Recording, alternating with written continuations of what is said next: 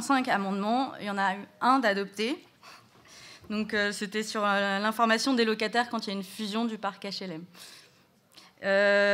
Alors, donc, cette loi, elle a deux objectifs affichés. C'est de construire plus et plus vite et moins cher. Et le deuxième objectif affiché, c'est le fait de protéger les plus démunis et de loger les plus démunis. Donc en fait, la loi, elle est composée en 4 parties. On en reparlera au fur et à mesure avec certains articles qui sont vraiment...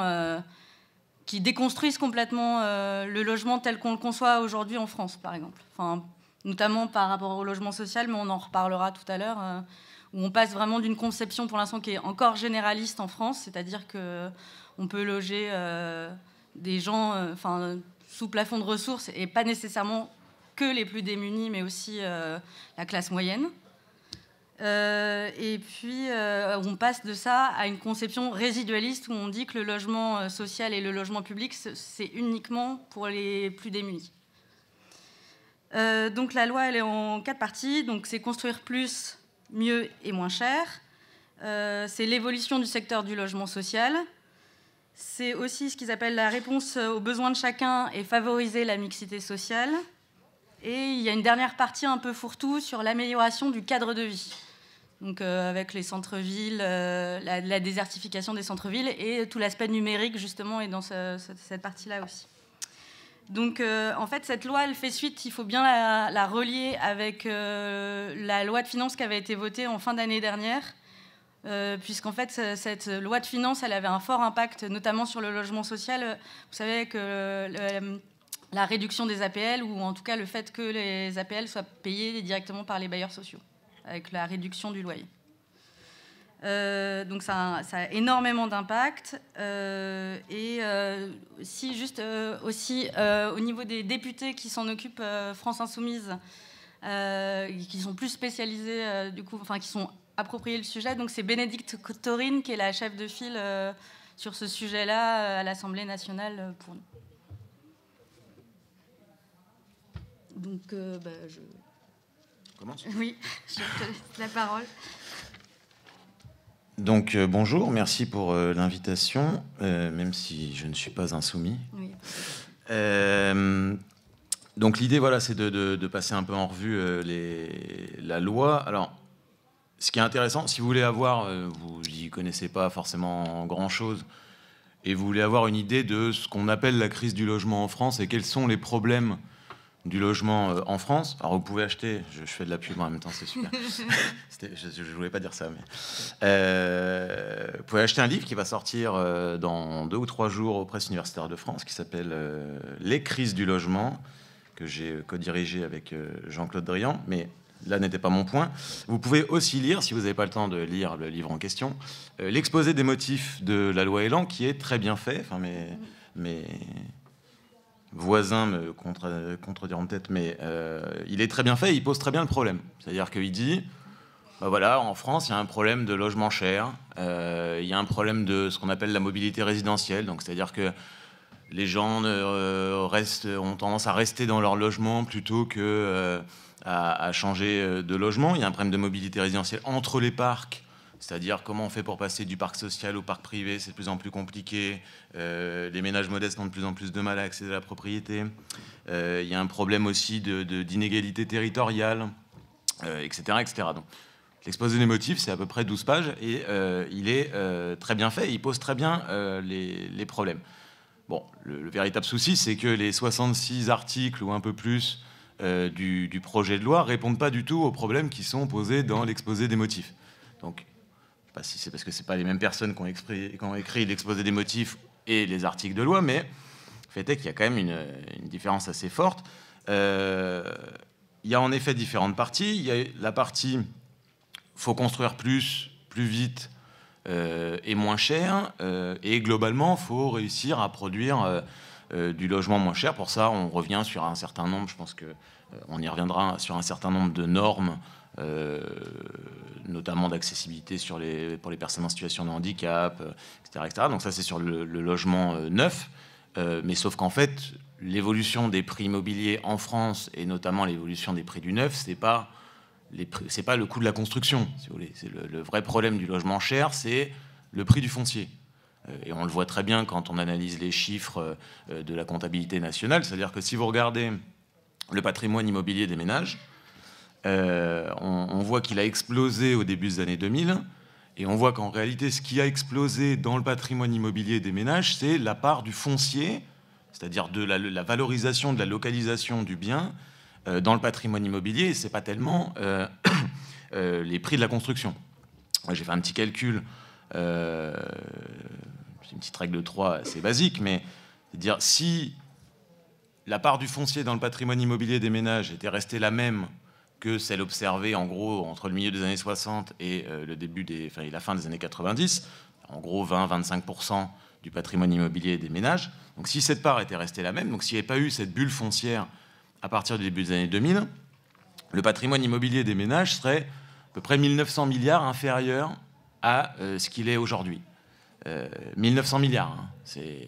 Je vous laisse mettre les zéros après, mais c'est quand même une somme qui est très conséquente et qui est captée, entre guillemets, par uniquement les ménages qui sont propriétaires des logements, soit pour leur résidence principale, soit pour mettre ces logements en location. Donc on est sur 60-65% de la population.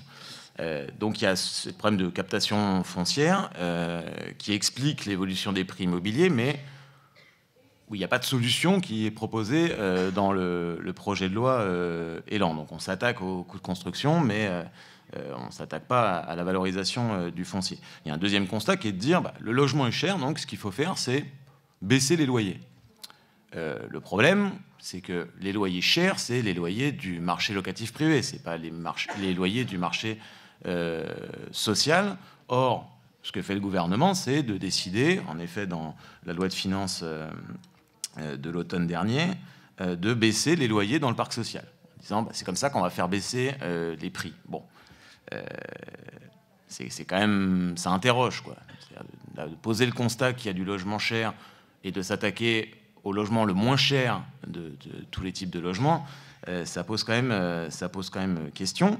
D'autant plus que ça renforce l'une des crises du logement, qui est la crise de la mobilité résidentielle, c'est-à-dire qu'à l'heure actuelle, quand vous êtes dans le parc social, compte tenu de l'écart de prix entre le parc social et le parc privé, vous n'avez aucune incitation ou aucune même possibilité financière d'aller vous loger sur le marché locatif privé quand vous êtes locataire du parc social.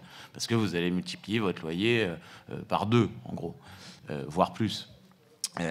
En baissant les loyers dans le parc social, on accentue ça. C'est-à-dire qu'on pose d'un côté le constat dans l'exposé des motifs, il y a un problème de mobilité résidentielle. De l'autre côté, on met en face une mesure qui va accroître les difficultés des ménages à se mouvoir sur le marché du logement. Donc, ça pose un peu question.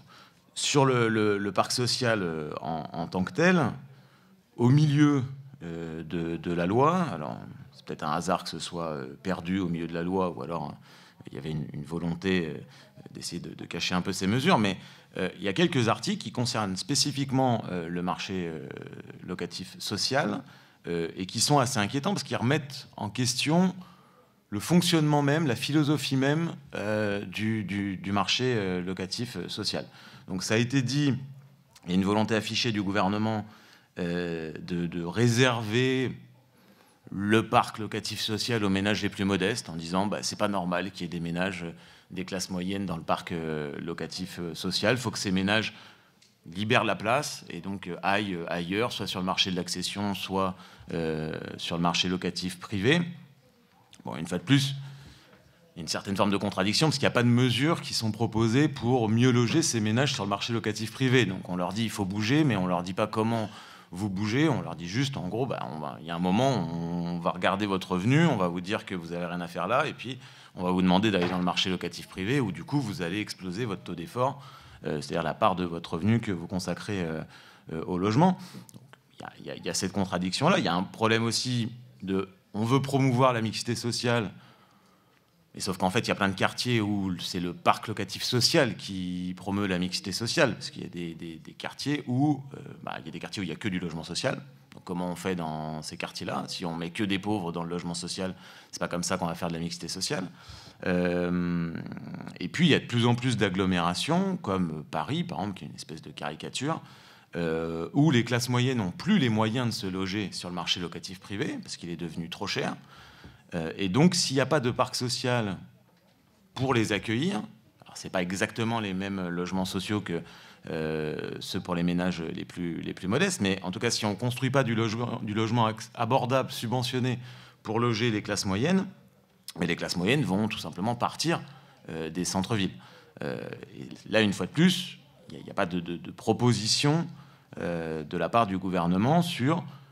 Ok, on pourrait défendre la philosophie de dire on veut un parc, enfin il y a plein de pays qui font ça d'ailleurs, on veut un parc résiduel, notre modèle généraliste il coûte trop cher, bon voilà. Mais encore faut-il proposer une solution de repli. On voit bien qu'on ne veut pas généraliser l'encadrement des loyers sur le marché locatif privé. Quelques mesures dans la loi qui permettent aux communes de se saisir de l'encadrement des loyers, mais on voit bien qu'il n'y a pas une volonté politique d'élargir à l'ensemble des agglomérations dites tendues l'encadrement des loyers. Donc il n'y a aucune solution pour les classes moyennes de pouvoir se retrouver à un moment sur le marché locatif privé et donc de libérer de la place dans le parc social. Il faut rappeler que statistiquement, quand vous regardez les chiffres, il y a plus de pauvres sur le marché locatif privé que dans le parc social, par exemple. Donc il faut quand même aussi...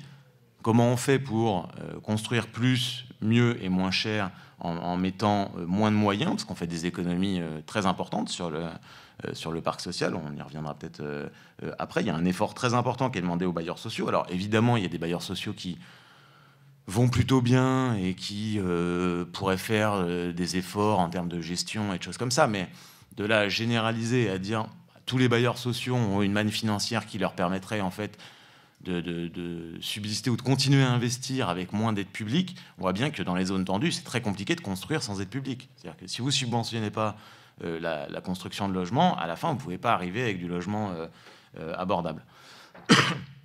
Donc sur la construction, la production, il y a toutes ces contradictions dans le projet de loi. Il y a plein de mesures réglementaires sur lesquelles je passerai, mais peut-être qu'on y reviendra. Donc voilà. Rapidement sur le projet de loi. C'est en effet important de lier ça aux décisions budgétaires qui ont donc été prises à l'automne. C'est aussi important de lier ça aux décisions budgétaires qui ont été prises maintenant il y a un peu plus d'un an sur la baisse de 5 € des APL, sur les annonces qui sont faites là très récemment sur les économies d'1 milliard d'euros qu'on ferait sur les APL en changeant le mode de calcul. Et c'est aussi important de lier la question du logement au débat globalement des aides sociales, mais ça on l'a bien vu parce que l'effort demandé au ministère du Logement est très important dans les arbitrages budgétaires, mais c'est aussi important de lier ça au débat qui va arriver sur l'allocation sociale unique, la fusion des minima sociaux et des prestations sociales. Il y a un rapport qui a été remis avant l'été à Matignon par France Stratégie, et qui dit, voilà, notre système social, il fonctionne mal, il y a trop d'aides différentes, donc il faut faire une aide un peu unique. Et dans cette aide un peu unique, on va mettre les aides au logement. Le problème, c'est qu'à l'heure actuelle, les aides au logement, c'est une aide ciblée. C'est-à-dire vous êtes dans le parc social, vous êtes dans le parc privé, en fonction de votre niveau de revenu, de votre composition familiale et de votre niveau de loyer, même si... on pourra y revenir aussi, ça fonctionne de moins en moins bien parce que ça fait des années qu'on fait des économies budgétaires sur les aides personnelles au logement, mais en tout cas, on avait un système qui était ciblé sur la dépense en logement et qui visait, dont l'objectif était de réduire la dépense en logement des ménages en les subventionnant. Si on passe dans un système d'allocation sociale unique, on perd complètement la composante logement de l'allocation. Et donc, que vous soyez dans le parc social ou dans le parc privé, vous allez toucher la même chose, parce que le niveau de loyer ne va plus rentrer en compte. Alors c'est aussi pour ça que la logique on demande aux bailleurs sociaux de baisser leur loyer en contrepartie d'une baisse des APL s'inscrit dans cette logique-là de baisse des APL dans le parc social. Mais donc globalement, cette distinction qui pouvait exister entre niveau de loyer ne va plus exister. Il faut savoir qu'aujourd'hui, si vous êtes dans le parc privé, par exemple à Paris, vous êtes là depuis plus de 10 ans, vous payez un loyer qui est en moyenne 40% inférieur à quelqu'un qui arrive sur le marché pour un logement équivalent. parce qu'il y avait un système d'encadrement des loyers qui était en vigueur avant à Paris, qui ne permettait pas au propriétaire d'augmenter son loyer comme il le voudrait en cours et au moment du renouvellement de bail. Donc il y a des différences de loyer sur le marché locatif privé qui sont très importantes, ce qui explique aussi un peu les problèmes de mobilité résidentielle, c'est-à-dire que votre intérêt, même dans le parc privé, à changer de logement est très faible, parce que pour un logement identique, vous allez de fait accuser une hausse de loyer de 40% déjà. Donc si en plus vous voulez une pièce en plus, vous voyez bien que vous arrivez sur une contrainte budgétaire qui est forte. Mais tout ça pour dire que la location sociale unique ne prendra pas du tout en compte non plus ces différences de loyer à l'intérieur du parc privé. Donc au mieux, on essaiera de faire une moyenne. Mais donc celui qui paye un loyer 40% inférieur recevra la même aide que celui qui paye un loyer 40% supérieur. Donc ça risque évidemment de faire exploser le taux d'effort, le fameux taux d'effort d'un certain nombre de ménages modestes qui sont dans le parc privé et qui payent des loyers très importants. Mais tout ça s'inscrit dans une logique budgétaire assez claire, qu'on entend depuis maintenant très très longtemps, qui est qu'on dépenserait beaucoup trop dans la politique du logement pour des résultats qui ne seraient pas efficaces. Bon, on voit qu'en fait les aides personnelles au logement, c'est des aides qui fonctionnent. Si elles fonctionnent de moins en moins bien, c'est une fois de plus parce qu'on a essayé de faire des économies, mais qu'en réalité elles sont très bien ciblées sur les ménages les plus modestes. Pour sortir des APL, pour être dans le système des APL pour une personne seule, il faut gagner moins d'un SMIC. Donc on peut expliquer un SMIC c'est beaucoup et on fait partie des ménages aisés et il faut baisser les APL pour les gens qui sont au SMIC, mais le fait est qu'on n'est quand même pas sur des niveaux de revenus qui sont extrêmement élevés, notamment quand on connaît les loyers dans les zones les plus tendues et dans les agglomérations. Mais donc on est sur des APL, sur un système d'aide sociale au logement qui fonctionne plutôt bien. Il y a sûrement des économies à trouver, notamment du côté des aides au secteur privé, mais le gouvernement, ou en tout cas le projet de loi ou les décisions budgétaires, vont pas forcément dans ce sens-là, et c'est un peu toujours au même endroit qu'on essaie de raboter, et c'est sur les aides personnelles. Il faut savoir que ça fait un petit peu de bruit il y a quelques semaines, avec la publication des comptes du logement. La fiscalité sur le logement, c'est plus de 70 milliards d'euros. C'est-à-dire que le logement rapporte globalement à l'État, aux collectivités locales, un peu plus de 70 milliards d'euros. Il en coûte 40 milliards. Donc tout l'argumentaire qui vise à démontrer qu'on dépenserait trop, en fait, ok, on dépense peut-être beaucoup, mais on a un système qui est plutôt efficace. On est l'un des plus gros producteurs de logements en Europe. On produit des logements qui sont plutôt de bonne qualité. On a un parc... Alors, Manuel reviendra sur ce qui ne va pas, mais on a un parc qui est plutôt globalement de bonne qualité, même si évidemment il y a des situations dramatiques. Et on arrive, avec les aides personnelles, à plutôt bien subventionner les ménages les plus modestes dans leurs dépenses en logement. Donc voilà, faut pas le discours un peu alarmiste, il faut aussi le relativiser un petit peu. Je pense que j'ai été bien long, donc je suis dans les temps, donc je vais m'arrêter là. Et puis on fera la phase de questions, dans un deuxième temps. C'est ça. C'est à moi. Ou sinon je prends celui-là. Ah oui. Est-ce que ça marche? Oui, ça marche. Voilà. Bonjour à toutes et à tous. Merci aussi pour l'invitation. J'étais déjà venu l'an dernier avec grand plaisir à Marseille également. Donc, je suis directeur des études de la Fondation Abbé Pierre. On est une fondation qui essaie d'aider avec la générosité de 300 000 donateurs les personnes en situation de mal logement et d'interpeller le gouvernement pour qu'on ne soit pas les seuls à les aider, mais que la puissance publique joue son rôle parce que le logement, c'est une question politique. Et donc, dans ce cadre-là, à chaque fois qu'il y a une élection présidentielle, au moment de la présentation de notre rapport annuel sur l'état du mal-logement, on invite les candidats à la présidentielle, les principaux. Il y avait Jean-Luc Mélenchon, il y avait Emmanuel Macron il y a un an et demi. Et on les écoute et on essaie un peu de les interpeller, de les encourager à faire un peu mieux. Emmanuel Macron, dont on ne connaissait pas grand-chose sur les questions de logement, à part que c'est un inspecteur des finances, donc c'est pas très positif, mais pour le logement, notamment pour les APL, nous avait fait plutôt bonne impression à ce moment-là. Il était en campagne, hein, donc c'était son rôle de faire bonne impression. Mais au-delà d'un bon discours, on va dire, qui était bien travaillé, il avait mis l'accent sur quelque chose qui nous était cher, et c'est pas pour rien qu'il est venu le dire devant nous. Il n'avait pas le même discours devant les promoteurs immobiliers, etc. Mais bon, il avait dit, on mettra la philosophie de notre action sur le logement, ce sera le logement d'abord. Le logement d'abord, c'est une philosophie que nous prônons parmi plein d'autres depuis des années en France et à l'étranger, qui consiste, pour les personnes les plus en difficulté, à arrêter d'augmenter encore et encore le secteur de l'hébergement, de les faire passer par les différentes strates de l'hébergement qui sont très compliquées quand ces personnes sont à la rue, avant de les faire arriver dans un vrai logement digne, à leur nom, pérenne, etc., le temps qu'ils fassent leurs preuves ou qu'on trouve des logements pour eux.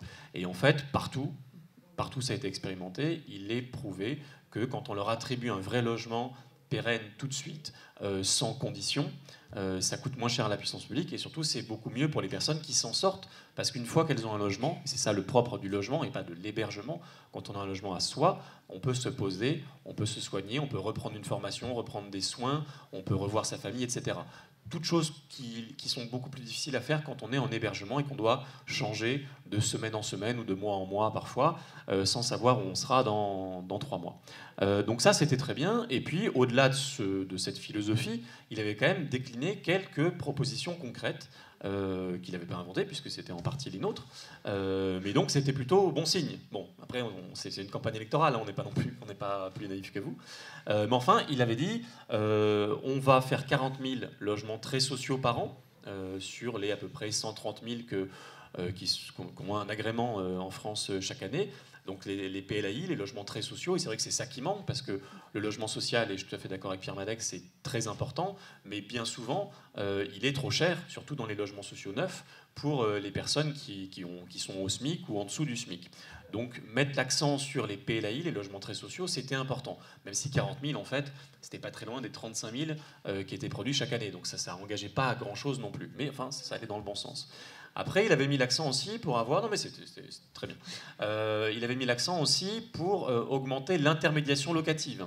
L'intermédiation locative, c'est des logements, souvent dans le parc privé, qui sont moins chers et qui sont gérés par des associations qui font l'intermédiation entre le propriétaire privé et les personnes en grande difficulté qui, sans ces associations, ont du mal à convaincre les propriétaires de les accepter, parce que les propriétaires ont des craintes fondées ou infondées sur la solvabilité et la bonne tenue du logement par des personnes qui viennent de la rue, qui sont en grande difficulté. Donc il a dit, ça c'est une bonne idée, on va l'augmenter drastiquement, passer de 25 000 à 65 000 à la fin du mandat.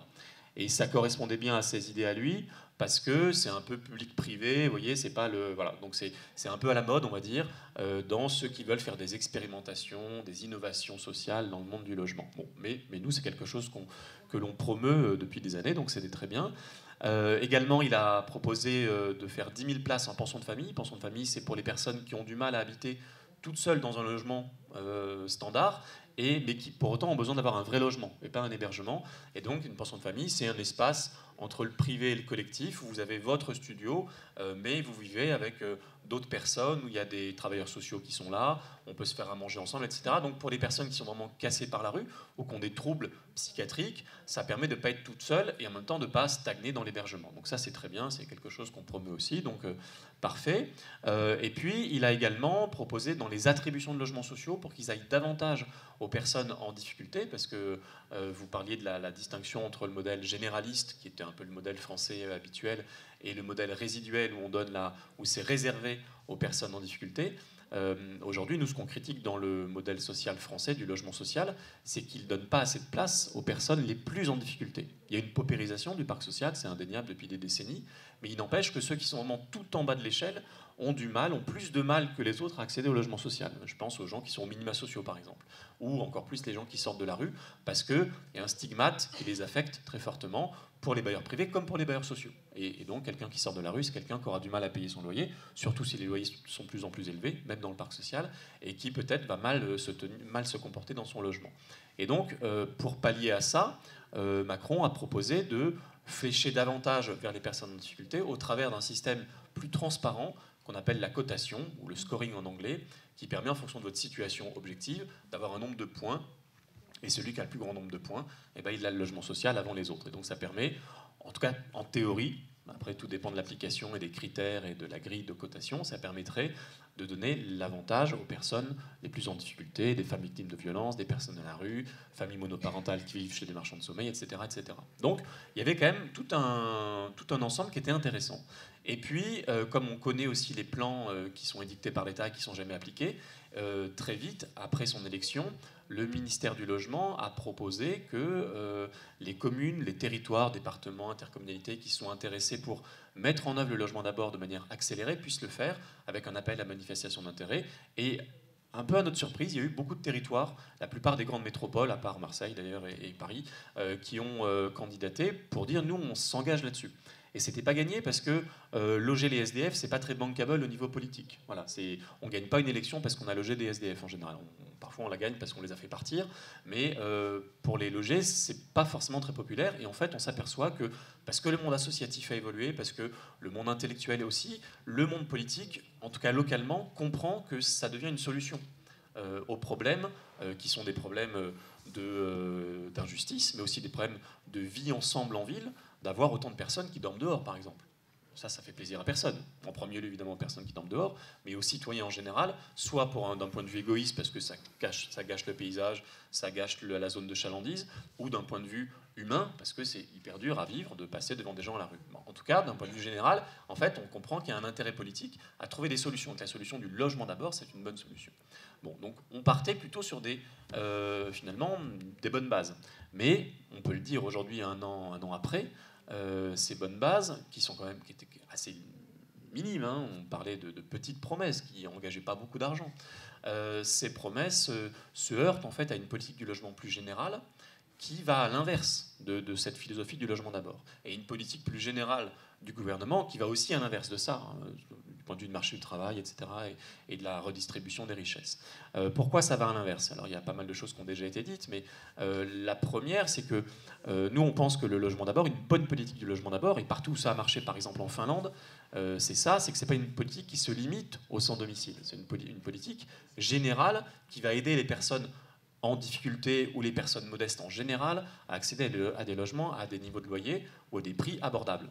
Et donc c'est pas juste en allant ramener les gens qui sont tombés à la rue vers le logement qu'on s'en sort. C'est aussi en faisant de la prévention et en faisant une politique généraliste. Et la politique généraliste du logement, elle n'est pas du tout favorable aux mal logés depuis un an. Elle n'était pas formidable avant, mais là on a vu quand même des tabous levés qui sont souvent la perpétuation d'envie, de tentation des années précédentes, mais là, à des niveaux qu'on n'avait jamais vus. Les APL, c'est le meilleur exemple. Chaque année, depuis 15 ans, on a les APL qui sont un peu rognés, de manière plus ou moins subtile, plus ou moins perverse, etc., pour gagner 100 millions par-ci, 200 millions par-là.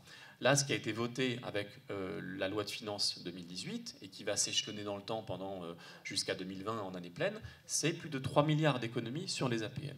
Donc les APL, hein, ça a été dit, sont touchés par des gens essentiellement qui gagnent moins que le SMIC. Pour une personne seule, quand on a un SMIC et 50 euros, on n'a plus d'APL.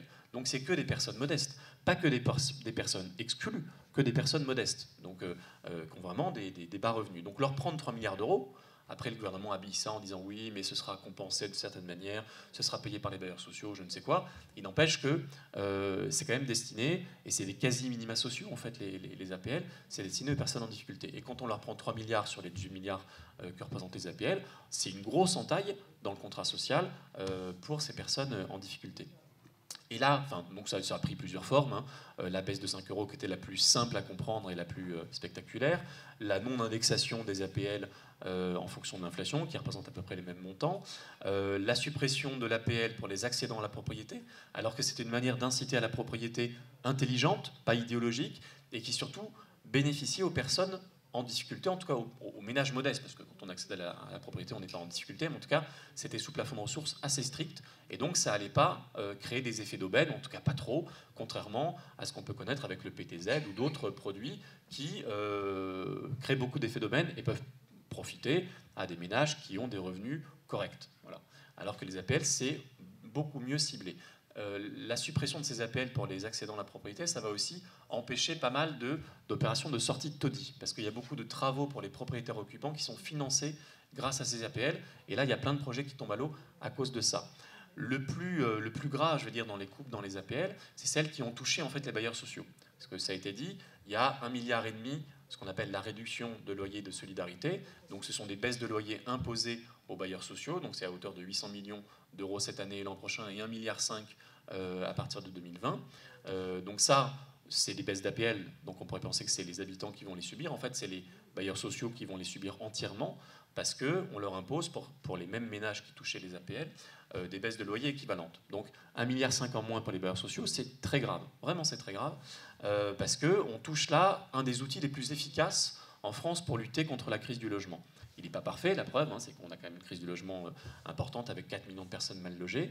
Mais quand on a connu la crise économique en 2008, heureusement qu'il y avait les bailleurs sociaux, à la fois comme amortisseur économique pour continuer à construire, et ça a aidé le secteur privé à se relancer aussi, et surtout comme amortisseur social pour que les personnes qui perdent leur boulot, qui perdent leur logement, aient une chance quand même d'avoir accès à un logement social. Alors il y a 2 millions de personnes, 2 millions de ménages en attente d'un logement social, donc tout le monde n'y a pas accès, mais pour des personnes qui sont tout en bas de l'échelle, s'il n'y a pas le parc social, il n'y a rien à part les marchands de sommeil ou les logements insalubres, les taudis ou les bidonvilles. Donc en France, on a la chance d'avoir un parc social important. 5 millions de logements sociaux, 500 000 attributions par an.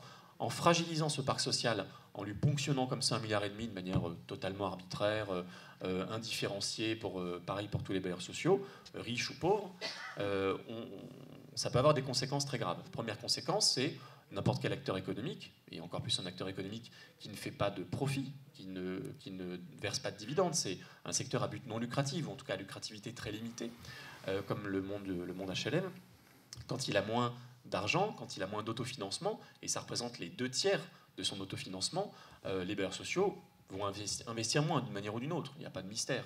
Et donc ça peut prendre plusieurs formes, ça peut être baisse de la construction HLM, et alors aujourd'hui, peut-être que ça ne se voit pas encore beaucoup, mais si ça continue, ça pourra se voir davantage, mais ça commence à se voir. Alors c'est toujours difficile de démêler les causes, etc. Mais on l'a vu à la fin de l'année 2017, quand a été votée la loi de finances pour 2018, chuter le nombre d'agréments. Et ça s'est concentré sur le mois de décembre 2017, et on a moins 10% d'agréments, donc de lancement de projets de logements sociaux en France par rapport à l'année précédente.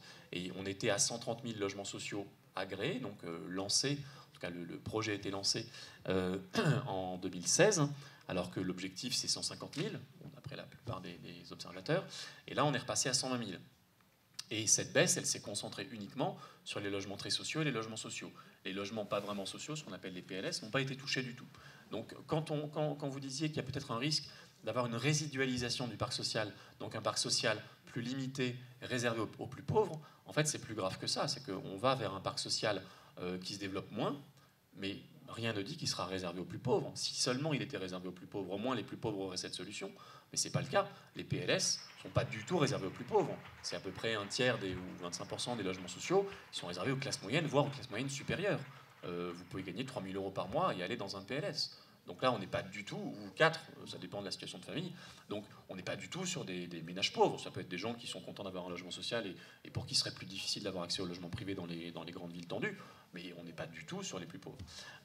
Donc si seulement il y avait une politique de préférence pour les plus pauvres, nous, on serait déjà contents, et on se bat avec les bailleurs sociaux pour leur dire prenez beaucoup de monde, voilà, et vous pouvez, avec 5 millions de logements sociaux, et c'est pour ça qu'il faut en produire plus. Donc vous pouvez prendre les infirmières, les instituteurs, etc., parce que c'est dur de se loger quand on est infirmière, instituteur, mais prenez aussi en priorité les personnes qui sont à la rue. Et vous pouvez le faire, parce que les personnes sans domicile, à la rue en hébergement, en France, c'est à peu près 200 000 personnes. Et sur 5 millions de logements sociaux, 500 000 attributions par an, on voit qu'il y a moyen de faire mieux quand même. Il y a moyen de faire mieux. Tout en continuant à loger des personnes qui sont au SMIC et un peu plus que le SMIC, ou aux minima sociaux. En revanche, pour ça, il faut des financements publics, parce que parfois on dit aux bailleurs sociaux, mais baissez vos loyers quand c'est nécessaire pour faire rentrer des gens qui sont en grande difficulté. Les bailleurs sociaux, aujourd'hui, à juste titre, peuvent nous dire on ne peut plus baisser les loyers. Qu'est-ce que vous voulez? Là, sinon on en sera à licencier nos salariés, à arrêter l'entretien des immeubles, et on ne peut pas, parce qu'on est bailleurs sociaux, on a un patrimoine, on est un acteur économique, et on cherche déjà à perdurer, quoi. Donc la deuxième possibilité, c'est que l'entretien des immeubles, la rénovation des quartiers soit vraiment affectée. Et en fait, quand on fait le tour des bailleurs sociaux, ce qu'ils nous disent, c'est qu'ils ont souvent des programmes de logements sociaux qui sont déjà en cours avec des accords avec des élus locaux, avec la Caisse des dépôts, avec l'ANRU. Donc c'est lancé, donc ça continue.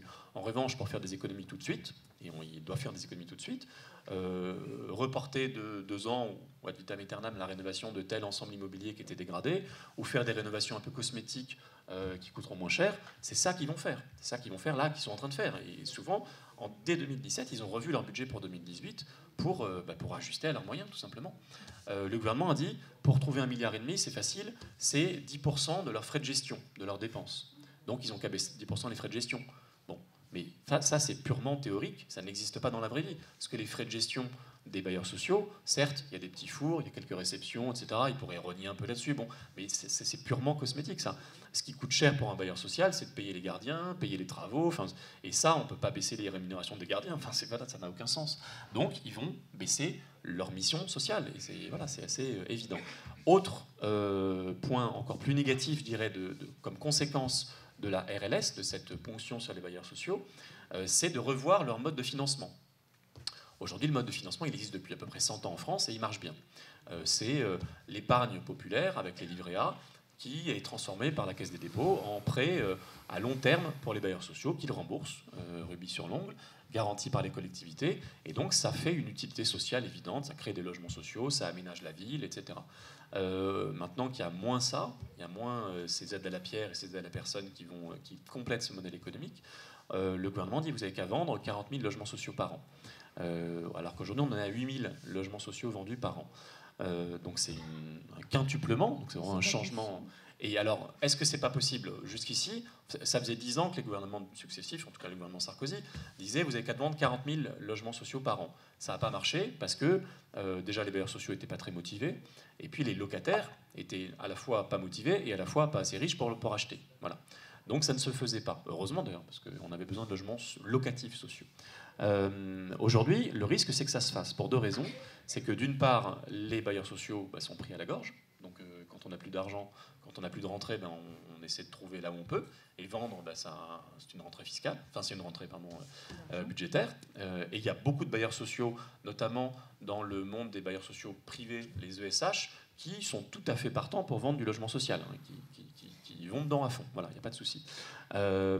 Et puis aussi, c'est que dans la loi Elan a été voté un nouveau dispositif qui pourrait permettre de surmonter cette difficulté à vendre des logements sociaux. C'est-à-dire que les bailleurs sociaux vendraient en bloc des immeubles entiers à des intermédiaires qui seraient animés par le 1% logement, qui sont très partants là-dessus, hein, et qui ensuite vendraient à la découpe, comme c'est le titre de la conférence, un par un, ces logements aux occupants ou à des investisseurs.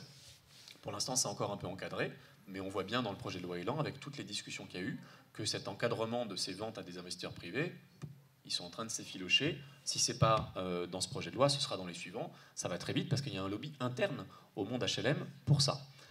Notamment, il y a un amendement qui a été voté par tout le clan, tout le spectre politique, un peu sans savoir d'ailleurs, c'était un amendement copié-collé à l'Assemblée, qui permettait d'avoir une sorte de, ce qu'on appelait ça l'amendement Monopoly, des logements sociaux construits main dans la main avec des investisseurs privés qui sont sociaux pendant 10 ans, 20 ans ou 30 ans, et puis qui ensuite peuvent être rapatriés dans le privé. Et même, ça pouvait être encore plus pervers, fait pour le stock, le stock de logements sociaux.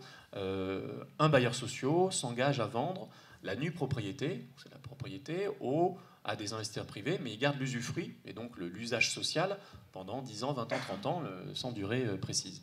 Donc ça n'a pas de répercussion tout de suite. Il y a toujours des habitants, les mêmes habitants dans les mêmes logements sociaux, mais dans 10 ans, 20 ans, 30 ans ou 50 ans, ces logements sociaux partiraient dans le giron du privé. Ça a été finalement retoqué au Sénat, on verra ce qu'il en est à l'avenir, mais enfin on voit là aussi une philosophie déjà de la vente HLM accrue, mais de logements sociaux à durée déterminée.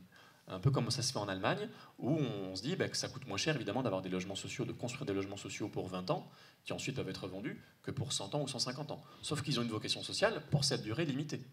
Et donc si en France, on avait depuis 100 ans fait des logements sociaux pour 20 ans ou pour 30 ans, aujourd'hui il n'y en aurait pas 5 millions, mais peut-être 1 million. et donc on aurait des grosses difficultés. Donc voilà, c'est très inquiétant. Je ne reviens pas sur d'autres points qui sont en contradiction avec le logement d'abord. Pierre en a parlé sur l'encadrement des loyers qui devait être généralisé à 28 agglomérations, plus de 1000 communes, et qui en fait devrait s'appliquer finalement à Paris et Lille. Voilà. Je ne reviens pas non plus sur ce que le gouvernement appelle le bail mobilité, qu'on appelle souvent le bail précaire, le bail précarité, qui permettrait d'avoir des beaux meublés, non pas de 1 an, qui est déjà court dans la loi actuelle, mais de 1 à 10 mois. Donc pour les précaires, pour les gens qui ont des contrats précaires. Et non renouvelables. Ça peut devenir après des meublés classiques, mais on voit bien qu'il y a une précarité dans le monde du travail qui peut se redoubler dans le monde du logement. Et ça, c'est le prétexte de la mobilité. Donc la mobilité peut avoir plusieurs sens dans le monde du logement. Une mobilité choisie, où les gens qui veulent passer du logement social à l'accession à la propriété, ou changer de ville, ou avoir une pièce en plus, ça c'est une mobilité choisie qu'il faut encourager. Une mobilité subie, pour que soit redoublée la précarité du monde du travail dans le monde du logement, ça c'est pas du tout quelque chose à encourager. C'est promu par les bailleurs privés parce qu'ils ont envie de pouvoir faire tourner le locataire autant que nécessaire et pouvoir surtout les expulser plus facilement en cas de problème. Mais c'est pas du tout l'intérêt des locataires. Et c'est pas du tout la philosophie du logement d'abord, qui est un logement pérenne où on peut se projeter à long terme. Et puis, pour conclure, voilà. Il y a une politique plus globale aussi qui va pas dans le sens de la résorption de la crise du logement, puisque c'est une politique, notamment fiscale, anti-redistributive. On va faire des cadeaux aux plus riches, qui vont souvent l'investir, notamment dans l'immobilier, et ça va souvent augmenter les prix de l'immobilier dans les centres-villes, et qui se paye à un moment, puisqu'on ne veut pas augmenter l'endettement public, qui se paye par des coupes budgétaires pour les plus pauvres. Macron s'était présenté, c'était aussi intéressant pendant la campagne, comme le candidat qui allait affronter les rentes, notamment la rente immobilière. Bon, ça peut avoir plein de sens, hein, c'est assez ambigu, mais combattre la rente immobilière, nous on était plutôt partants, en disant, ben voilà, il y a des situations de richesse indue, imméritée, on va dire, dans l'immobilier. Les 19, combien tu disais, 1900 milliards d'euros de plus, ça a coûté cher à beaucoup de monde, mais ça a rapporté beaucoup d'argent à beaucoup de monde. Pas forcément des spéculateurs, mais des propriétaires qui ont acheté au bon moment. Et alors, pour la plupart des propriétaires, cette hausse des prix, ça change rien parce que c'est leur maison ou leur logement ou leur appartement, donc qu'ils double ou qu'ils triple de sa valeur, ça change rien tant qu'ils l'habitent. S'ils le vendent pour acheter ailleurs, peut-être parfois ils vont devoir vendre et acheter au même prix, donc ça change rien. Ça rapporte beaucoup aux investisseurs, aux bailleurs privés et aux héritiers. Parce que quand on hérite d'un logement qui a vu sa valeur doubler ou tripler, on hérite de quelque chose qui a beaucoup de valeur, alors qu'on a déjà un logement à soi. Donc c'est un logement qu'on pourra vendre, ou occuper si on veut, ou louer. Et là-dessus, on n'a pas vu du tout de changement, alors que nous, on pensait qu'il y avait matière à prendre un peu d'argent sur les héritages, notamment qui sont liés à l'immobilier, qui sont beaucoup plus élevés, pour les héritages élevés, pas les gens qui héritent de petites baraques ou de petites bicoques. C'est 240 milliards d'euros de transmission d'héritage chaque année, et l'État en récupère 13 milliards. C'est très peu, surtout sur les gros héritages. Si on pourrait en prendre, augmenter, passer de 5% de taxation des héritages à 5,5%, on récupérait 1 milliard d'euros. Et nous, on pense qu'avec 1 milliard d'euros, on peut réussir à sortir les personnes sans domicile de la rue en redonnant de l'argent aux bailleurs sociaux, en faisant de l'intermédiation locative, etc., etc. Donc il y a dans l'immobilier pas simplement des besoins de dépenses publiques brutes comme ça, il y a aussi un besoin de redistribution, parce que ça crée des richesses qui sont accaparées par des personnes de bonne ou de mauvaise volonté, mais qui ne sont pas méritées et qui ne sont surtout pas productives, alors que trouver un logement pour les personnes qui sont en surpeuplement, des personnes qui sont à la rue ou dans des taudis, là, ça aurait des effets sur la scolarité, la santé, le bien-être de ces personnes et sur le bien-être de la société dans son ensemble. Je m'arrête là. Merci. Juste... Avant de passer la parole à Émilie, je rebondis sur la partie sur la vente justement des logements sociaux. Il faut savoir, donc actuellement on en vend 8 000 par an à peu près. Il faut savoir qu'il y en a plus de 100 000 qui sont mis en vente par an. Et donc ça prouve bien que les bailleurs sociaux effectivement avaient suivi les injonctions gouvernementales d'essayer de vendre leur parc, puisque de toute façon ça reste presque maintenant un des seuls moyens pour essayer de remplir à peu près la mission d'intérêt général, et ça va être de pire en pire. Et donc, en fait, ils sont à 100 000. Et du coup, les gens de l'USH disaient qu'à peu près, même si les bailleurs sociaux, avec toute la meilleure volonté du monde, mettaient en vente leurs bijoux de famille, enfin vraiment, parce que du coup, il n'y a que les joyaux de la couronne qui vont partir vite. Et après, les logements les plus dégradés, dans les secteurs les plus dégradés, ce n'est pas ceux-là qui vont être vendus. Et que même si en mettant toute la meilleure volonté du monde, il n'y aurait pas plus de 20 000 logements par an vendus. Et c'est d'ailleurs pour ça que l'objectif de 40 000 annoncé partout dans la presse n'est pas dans la loi du tout. Non. Donc voilà. Et donc, je voulais en profiter du coup. Voilà. Je vais en Et profiter pour... Promis, ça dure 30 secondes. Mais comme j'ai voulu être concis, il y a des trucs... voilà. Juste un point sur l'aspect fiscalité dont vient de parler Manuel. Moi, j'ai plutôt le risque en tête inverse, qui serait qu'il y a une réforme fiscale qui a été importante, qui a été mise en place, c'est la fin de l'ISF et son remplacement par l'IFI, et la mise en place du prélèvement forfaitaire unique, la flat tax, etc. Ce qui a été dit par le gouvernement et ce qu'a fait le gouvernement, c'est que on a dit le logement, c'est pas un actif productif, c'est-à-dire que c'est un actif qui ne crée pas de valeur. Donc on va taxer plus le logement que les autres types de capitaux qui sont les capitaux mobiliers, par exemple. Donc c'est-à-dire qu'on a enlevé de l'ISF la partie mobilière, les actions, ce que vous voulez. On a gardé que le logement, taxé à l'ISF. Et puis pareil pour le prélèvement forfaitaire unique, on a mis tous les revenus du capital qui sont taxés moins à 30% que ce qui sont taxés aujourd'hui, parce qu'ils sont taxés au barème de l'impôt sur le revenu. Par contre, les revenus du capital immobilier, c'est-à-dire vous êtes propriétaire, vous mettez votre logement en location et vous recevez un loyer, le loyer que vous recevez, lui, est toujours taxé au barème de l'impôt sur le revenu. Donc, c'est-à-dire que vous êtes taxé plus sur le stock et sur les revenus de l'immobilier. C'est-à-dire qu'il y a un risque, en tout cas, on verra ça dans les années qui viennent, mais il y a un risque pour que les investisseurs qui aujourd'hui investissent sur le marché immobilier pour proposer notamment des loyers, des biens sur le marché locatif privé, il y a eu un risque pour que ces investisseurs-là se retirent parce qu'ils sont taxés plus sur l'immobilier qu'ailleurs. Et donc, on en revient sur le parc social. Enfin, il faut penser que tout ça est une chaîne. Si les gens arrêtent d'investir dans l'immobilier et qu'on se retrouve avec un parc locatif social qui se réduit, un parc locatif privé qui se réduit, et du coup un marché de l'accession à la propriété qui est réservé uniquement aux ménages les plus riches, selon moi, il y a un vrai risque dans cette réforme fiscale à fragiliser le marché locatif privé. Je dirais juste un petit mot sur le fameux choc d'offres et la vente HLM. Promis, ça dure 10 secondes. Non mais... il me balance en plus. Oui, je la laisse parler. Juste... Non, c'est pas vrai. Juste un mot sur la production de logements sociaux. On a souvent tendance à dire qu'on va produire moins de logements sociaux, c'est vrai, et donc que le choc d'offres n'aura pas lieu. Ce qu'il faut rappeler, c'est que les opérations de construction immobilière, il y a certaines opérations où s'il n'y a pas de logement social, il n'y a pas d'opération tout court. Et que l'effet de levier du parc social en France est très important parce que du fait de la loi SRU, des obligations de construction, et que donc c'est pas, vous avez une opération de 10 logements, il y a 3 logements sociaux qui peuvent pas être produits, en fait c'est les 10 logements qui sont pas produits. Et donc le choc d'offres, en fait ça va être un choc d'offres extrêmement négatif parce qu'il y a cet effet de levier, et ça s'inscrit aussi dans les économies qui sont demandées aux collectivités locales, c'est-à-dire que quand vous construisez des grosses opérations de production immobilière, si vous n'avez pas les moyens de produire la crèche, l'école ou la route qui va avec, parce qu'on vous demande des économies budgétaires, et vous ne faites pas les opérations, et donc il faudra observer avec attention. Je l'introduis. Non, je l'introduis. Et je passe la parole parce que je suis en train de me faire disputer des deux côtés. Voilà, donc, je remercie aussi la France Insoumise de m'avoir invité à cette table ronde. Donc, moi je suis Émilie Barthelot, je suis architecte et présidente d'une association professionnelle qui s'appelle Défense Profession Architecte, qui a été très mobilisée, notamment cette année, contre la loi Elan, avec une grosse partie de la profession, puisque pour ceux qui se sont intéressés dans la presse, on nous a beaucoup entendus.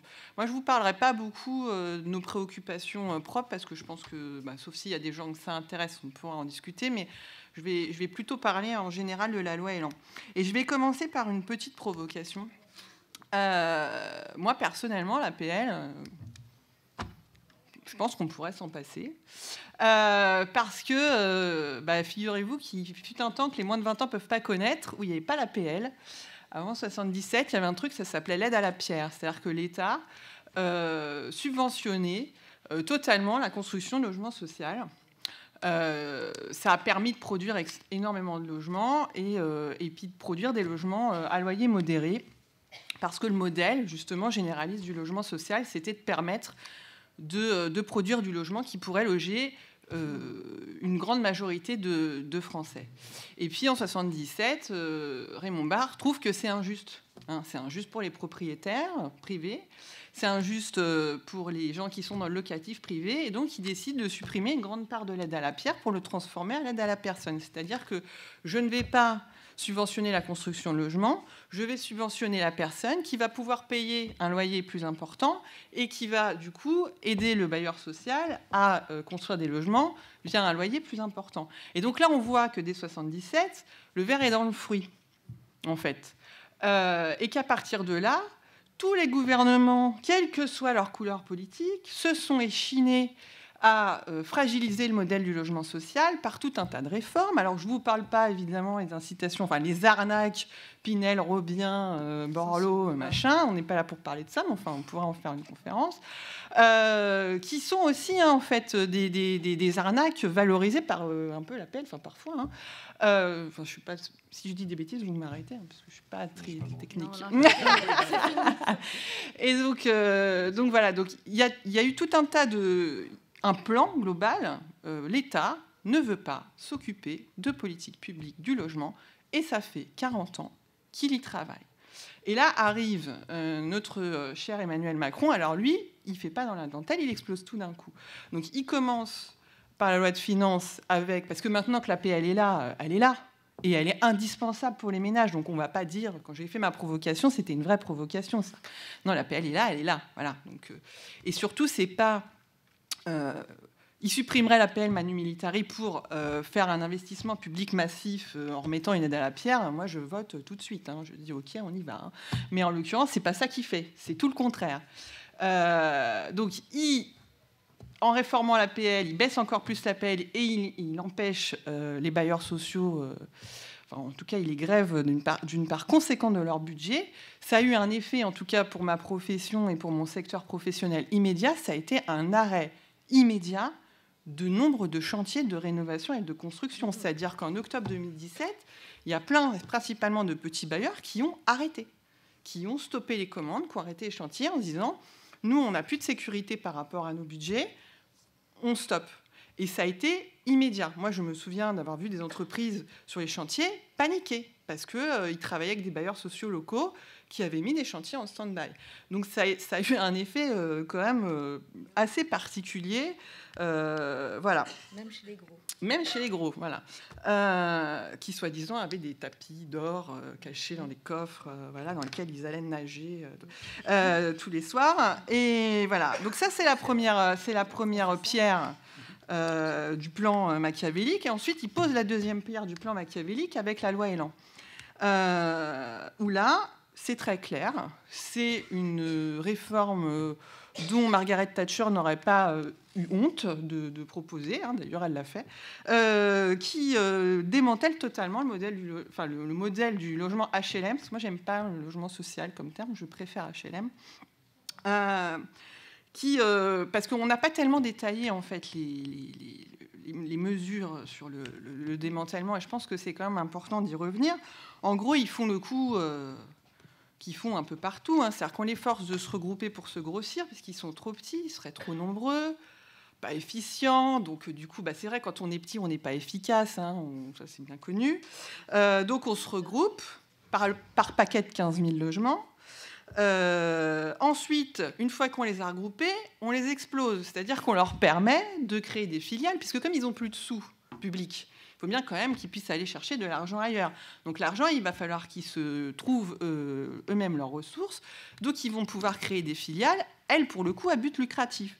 Et alors, c'est comme à la poste. Vous savez, les postiers qui peuvent faire passer le permis de conduire, là, c'est pareil. C'est-à-dire que les filiales qu'ils vont pouvoir créer, ça va de l'aide à la personne, Donc, par exemple, avant, quand votre gardien d'immeuble, il vous aidait à monter les courses parce que l'ascenseur était en panne ou parce qu'il n'y avait pas d'ascenseur, et bien demain, vous allez payer... je dis n'importe quoi, je viens de l'inventer, mais j'imagine très bien. Demain, vous allez payer un service à votre bailleur pour que le gardien vous monte vos courses parce que vous êtes vieille, parce qu'en plus, il n'y a pas de norme d'accessibilité dans la loi Elan, donc il n'y aura pas d'ascenseur. Enfin, bon, bref, tout, ça marche bien. Donc ça va de l'aide à la personne jusqu'à quasiment de la promotion immobilière, en passant par possibilité de devenir syndic de copropriété. Donc on vient de vous dire qu'ils allaient pouvoir vendre des logements. Ils vont pouvoir vendre des logements et devenir syndic des immeubles qu'ils auront vendus avant. Donc vous voyez, il y a une espèce de truc comme ça un petit peu bizarre et particulière. Et je pense qu'il faut le dire le mot, c'est une privatisation pure et simple d'un service qui était encore un service public. Voilà. Et avec ses qualités, ses défauts, qui était très attaqué, très fragilisé. C'est pour ça d'ailleurs qu'il a pu, d'une pichenette comme ça, le faire exploser. Et je pense que c'est quand même important parce que ici, on est quand même dans une assemblée politique et le projet politique, il est très clair, même s'il y a des contradictions dans le discours, puisqu'il ne va pas dire « les pauvres, je vous déteste, devenez tous des clochards », quoique des fois, il le dit. Mais c'est très cohérent, en fait. On cherche à tout transformer en argent liquide. Et pour ce qui est du logement, mon voisin l'a déjà dit, le foncier, c'est le coût du terrain, c'est vraiment la poule aux œufs d'or. Il faut vous dire que quand on est en comptabilité publique, le patrimoine immobilier, qu'il soit foncier ou bâti, en valeur dans votre comptabilité, c'est... Donc imaginez un bailleur social de Paris qui est assis sur un terrain qui vaut des millions d'euros. Dans son livre de comptabilité, c'est 0. Ça, Macron, ça l'insupporte totalement. Il ne supporte pas des choses pareilles. Donc, forcément, son objectif, c'est d'arriver à donner de la valeur à quelque chose qui n'en a pas. Moi, je considère qu'en fait, il en a trop. C'est-à-dire qu'il a tellement de valeur qu'on ne lui en donne pas. C'est quelque chose à sanctuariser. Voilà. Donc, ça, c'était quand même important à comprendre. L'aspect aussi vente à la découpe, c'est quand même aussi une vieille ficelle, parce que ce qu'ils ne vous ont pas dit, c'est que les logements HLM qui ont été vendus par le passé, il y a eu des expériences qui ont fonctionné quand c'était des petits patrimoines qualitatifs, gens qui étaient dans des maisons individuelles, par exemple, etc. Il y a beaucoup d'expériences qui sont quand même très mal finies, parce qu'évidemment, quand vous habitez... Je dis même pas une tour, mais même un immeuble de 5 étages, que avant c'était votre bailleur qui entretenait bien ou pas bien, mais en tout cas au moins il y avait le minimum quand même qui était fait. Demain, vous vous êtes endetté comme un malade parce que vous n'êtes pas riche pour acheter votre petit logement, mais vous n'aviez pas réfléchi qu'il allait falloir payer des charges pour l'ascenseur, pour le ménage, pour l'entretien. Et tout ça, ça coûte. Et au bout d'un moment, qu'est-ce qui se passe ? Les locataires n'arrivent pas à payer et ça devient une copropriété dégradée. Il y a quand même eu beaucoup d'exemples. Moi, je travaille dans une collectivité locale où les collectivités locales ont dû, après, remettre de l'argent pour racheter les copropriétés dégradées et les reconfier à des bailleurs sociaux. Un autre exemple, pour ceux qui vivent en région parisienne, ils vont démolir, dans le cadre du NPNRU 1, la tour du Chêne Pointu à Montfermeil. C'est Montfermeil ou Clichy, je ne sais plus. Enfin, bref, dans le 93. C'est une tour de 18 étages, entièrement peuplée, possédée par des marchands de sommeil. Ça, c'est les effets de la vente des HLM. Alors là, ça va être un peu différent puisqu'on va le vendre à des investisseurs. Donc c'est mieux, on va chasser de toute façon, à terme, ils vous ont bien expliqué par quel dispositif, les populations qui sont là-dedans. Donc, pense se prémunir des copropriétés dégradées. Autre fausseté aussi sur le terrain qui s'est vérifiée, c'est-à-dire que vous entendez de Normandie dire partout on va vendre les HLM parce que pour un logement HLM vendu, on arrive à en construire 3. Et demandez à n'importe quel bailleur social si à chaque fois qu'il a vendu un HLM, combien il a réussi de construire de logements, il vous dira quand j'ai réussi à en construire 1, j'étais content. Donc au maximum, c'est du 1 pour 1. Voilà, le 1 pour 3, c'est un mensonge. Voilà, c'est un mythe. Ça n'existe pas. Et il faut le dire aussi, parce que personne, pas grand monde le dit. Voilà.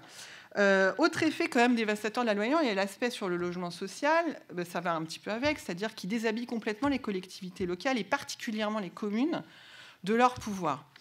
Alors, il le fait parce que pour poursuivre sur la vente HLM, les maires, avant, avaient le droit de s'opposer, de poser un veto à la vente des HLM. Demain, ils ne pourront plus. Ça ne relèvera plus de leurs compétences, parce que c'est vrai qu'il faut vous dire qu'il y a des élus locaux qui sont de bonne composition et qui, par plein d'outils, qui faisaient des petits offices communaux, etc.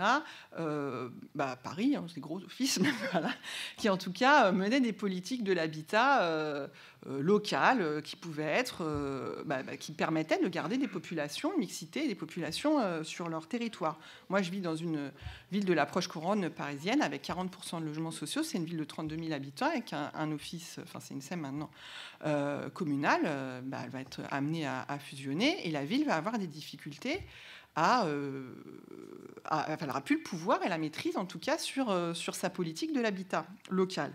Et en plus, elle ne pourra même pas s'opposer à la vente des logements, si elle ne le souhaite pas. Il y a aussi un autre truc, on parle peu, c'est un peu technique, mais je vais passer très vite dans la loi, parce que c'est par rapport aux aspects réglementaires dont on n'a pas beaucoup parlé.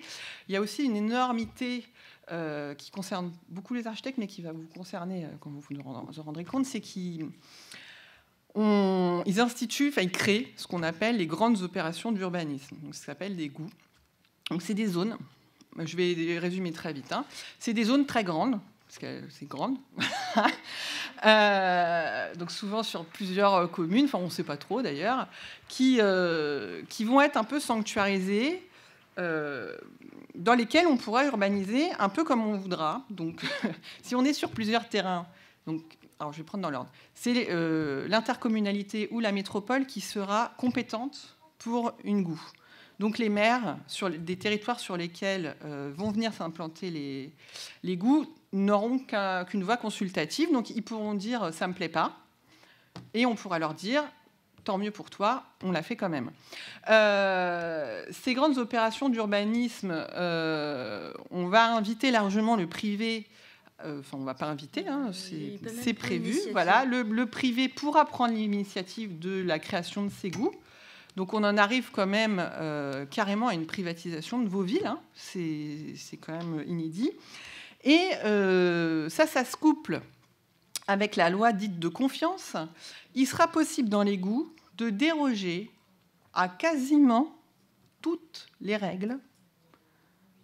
Toutes les règles. Alors, je ne crois pas le code pénal, donc on ne pourra pas tuer des gens dans les GOU, ou les agresser. Mais en tout cas, on pourra déroger aux règlements d'urbanisme, donc aux règles liées à la densité, aux règlements environnementaux, aux règlements de sécurité. Il faut savoir que là, la loi de confiance là, qui va très bientôt sortir, là, on a les premiers articles qui viennent de paraître.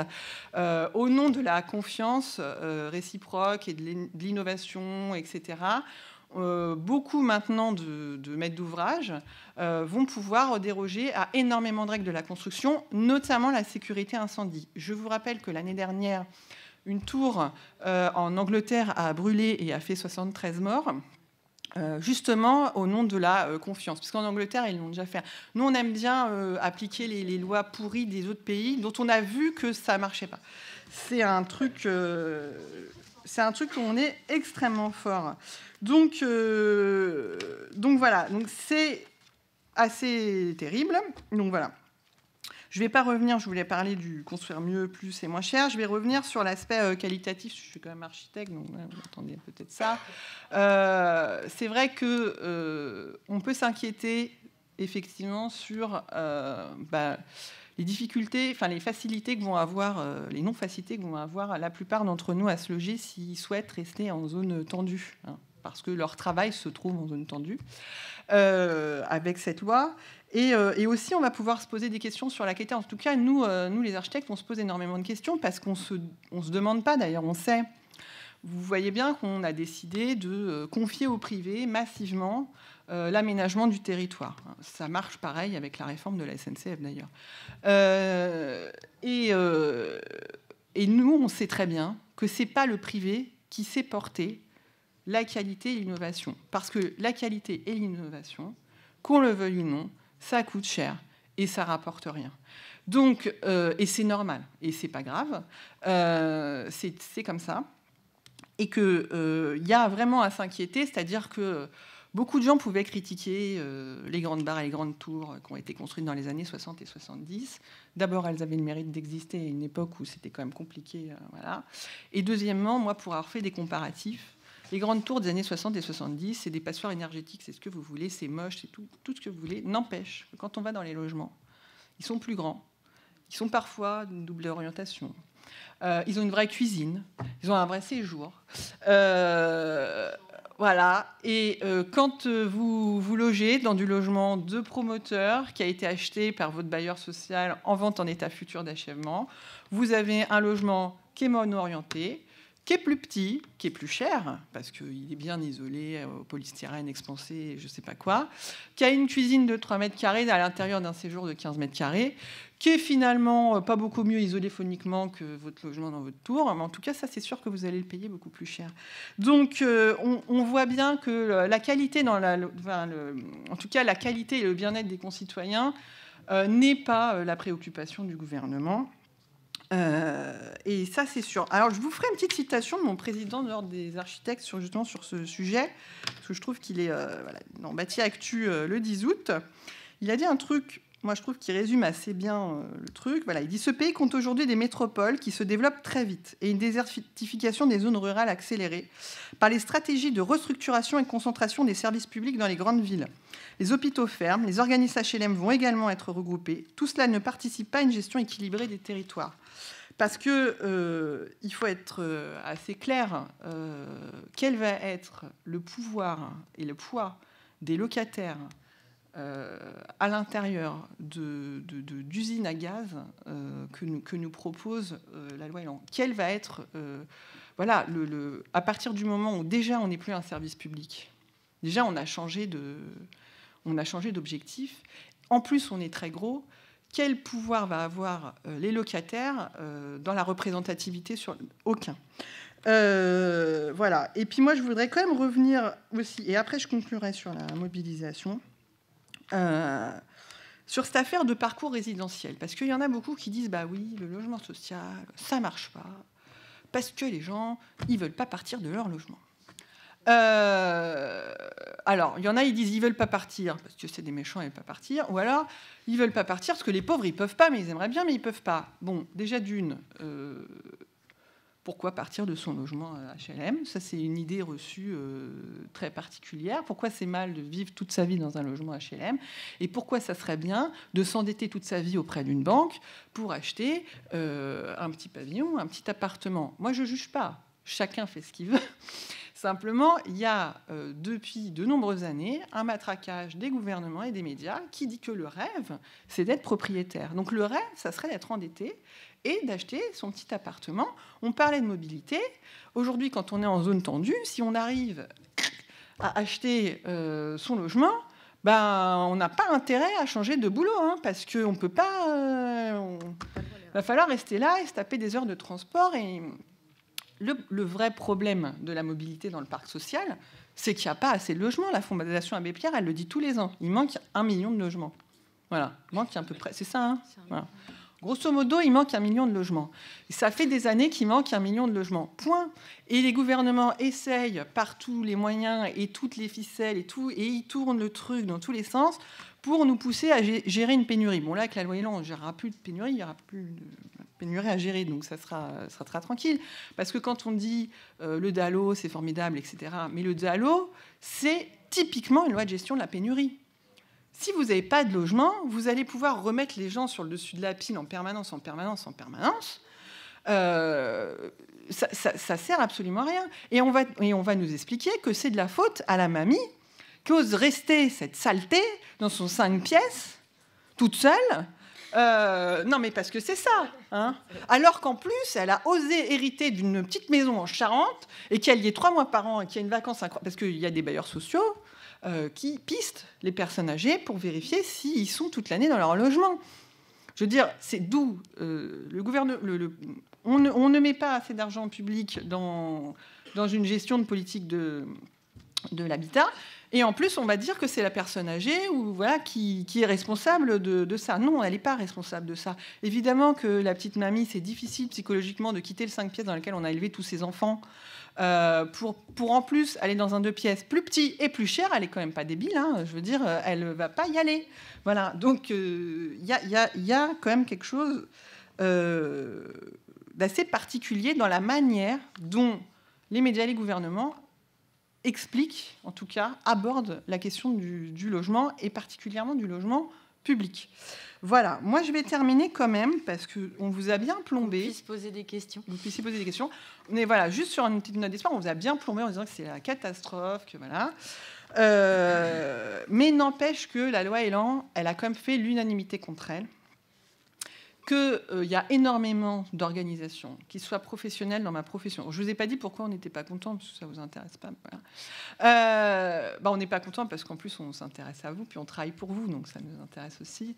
Elle a remonté les handicapés. Vous savez tous qu'on a supprimé les normes d'accessibilité, parce que, oui, il n'y a pas 100% d'handicapés. Donc, ce n'est pas la peine de faire 100% de logement accessible, parce que personne ne se casse une jambe dans sa vie, personne n'a d'enfant avec des poussettes, ça n'arrive jamais. Voilà. Donc, et personne n'est vieux et voilà, arthritique, mais c'est parce qu'il faut quitter son logement quand on est vieux, c'est pour ça. Voilà. Donc, il y a des... Voilà, il y a des bon, je ne vous parle pas aussi, dans la loi Elan, ils ont permis aussi de rajouter, de permettre aux maires de ne plus écouter l'avis des architectes des bâtiments de France, de détruire tous les bourgs anciens. Au nom, justement, de la revitalisation des centres-bourgs, on va les démolir totalement, en se passant de l'avis des abbés. On pourrait... voilà. Et chacun, c'est un peu dans son milieu, a protesté énormément. Il y a eu le jeu des amendements qui a été fait. Bien évidemment, compte tenu de la situation politique du pays, peu d'amendements ont été entendus, et la commission mixte paritaire, il y a peu d'espoir. Voilà. Personnellement, mon association, elle a été très claire dès le départ. Nous, on a demandé le retrait. Point à la ligne. On ne voulait pas discuter. On considérait que ce qui concernait uniquement les architectes, même si c'était supprimé de la loi n'aurait pas été bonne pour autant, parce qu'il y avait tous les autres articles derrière. Et nos conditions d'exercice n'auraient pas été bonnes non plus, d'ailleurs, parce que dans un cadre de goût, etc., nous, on préfère quand même travailler pour des bailleurs sociaux publics. On a des meilleures conditions de travail que pour des promoteurs privés. Ça, c'est aussi des choses importantes, y compris à nous à titre purement professionnel. Et il y a quand même eu des mobilisations qui ont lieu, des manifestations et des protestations. Le jeu des amendements a été fait. Moi, ma profession, elle a particulièrement essayé d'interpeller les députés, etc. Certains députés, dont certains sont ici, ont entendu, ont été sympathiques. D'autres qui ne sont pas ici n'ont même pas souhaité entendre, même me recevoir. Et certains qui nous ont reçus nous ont dit « vous êtes bien gentils, mais c'est comme ça ». Et on voit bien que même certains sénateurs et députés de droite qui pouvaient avoir des discours assez sympathiques à l'égard des architectes, finalement, en fait, au Sénat, il n'y a quasiment rien qui est passé. Pour personne d'ailleurs. Ouais. Voilà. Du coup, on va passer aux questions un petit peu. Ouais, voilà. Donc tout ça pour dire que reste plus beaucoup faut rester mobilisé et appeler au retrait. Et d'ailleurs, en parlant de mobilisation,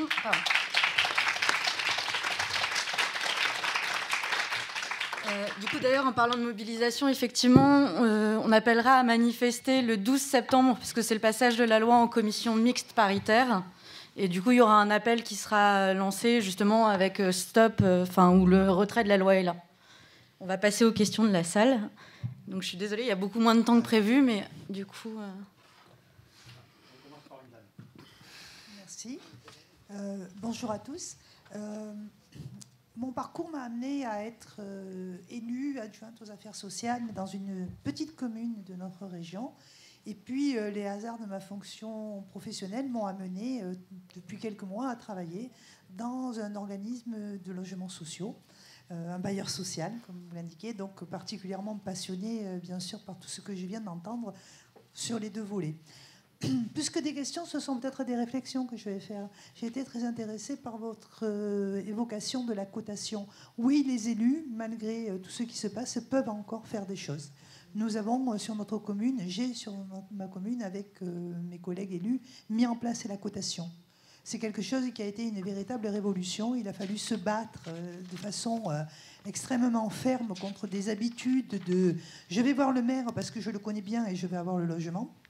Nous étions en pleine construction et attribution d'une vingtaine de logements sociaux, donc c'était particulièrement d'actualité.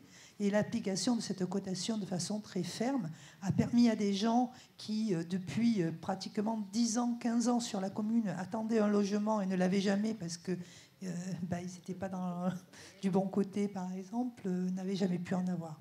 Donc oui, les élus peuvent, s'ils le veulent, quand même faire des choses malgré tout ce que vous avez dit, qui est très vrai et particulièrement négatif. En ce qui concerne les bailleurs sociaux, moi, ma réflexion aujourd'hui, c'est qu'il y a ce regroupement qui est extrêmement dangereux pour les petits, c'est vrai, mais il y a surtout cette diminution du budget qui fait qu'elle se cumule avec avant tout l'entretien des logements sociaux, qui est extrêmement onéreux.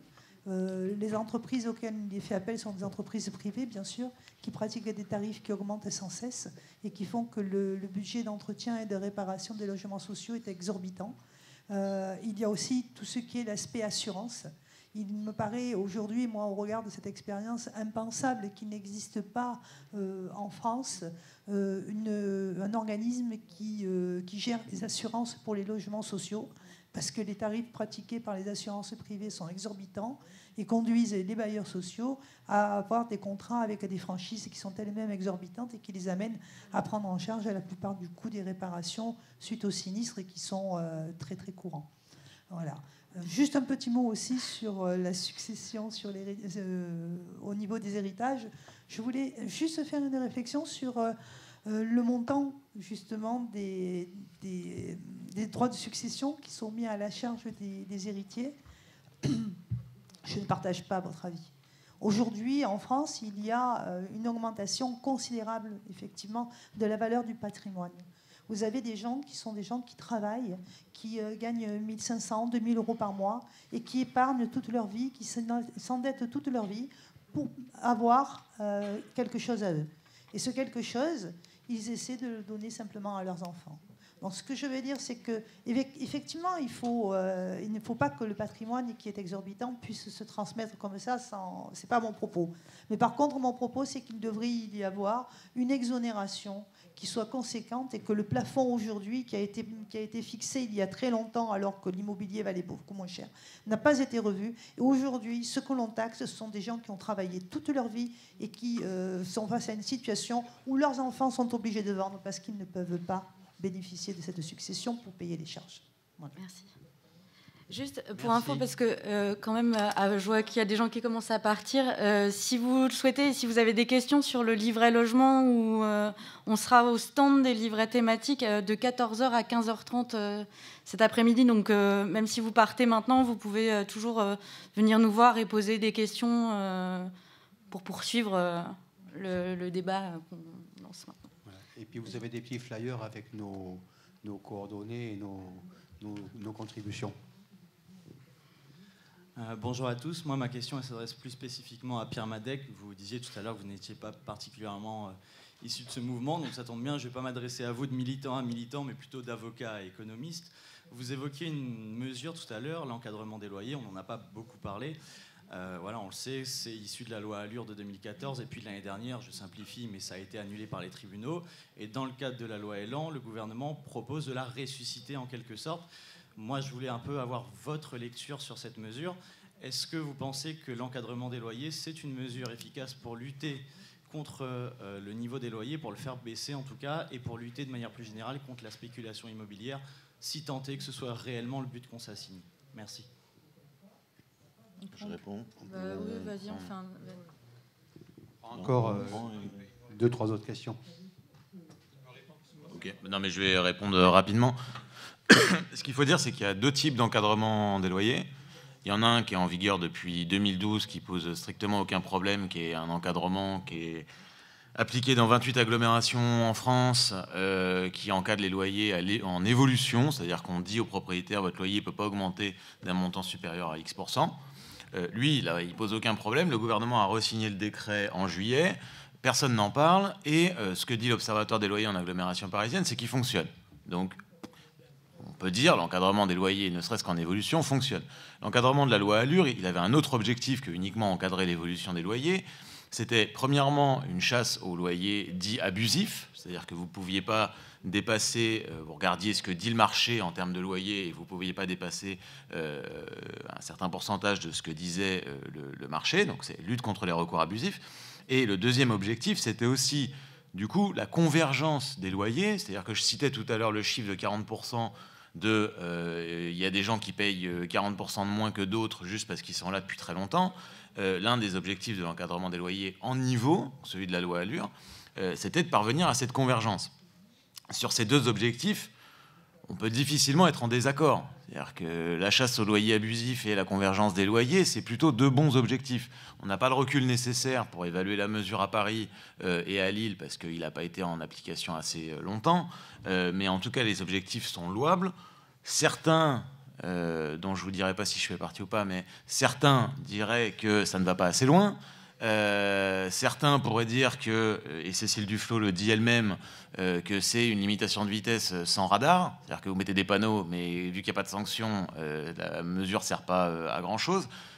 Il faut quand même imaginer le locataire qui va devant une espèce de tribunal administratif pour accuser son propriétaire de pratiquer un loyer abusif. Enfin, bon, c'est pour ça que les recours...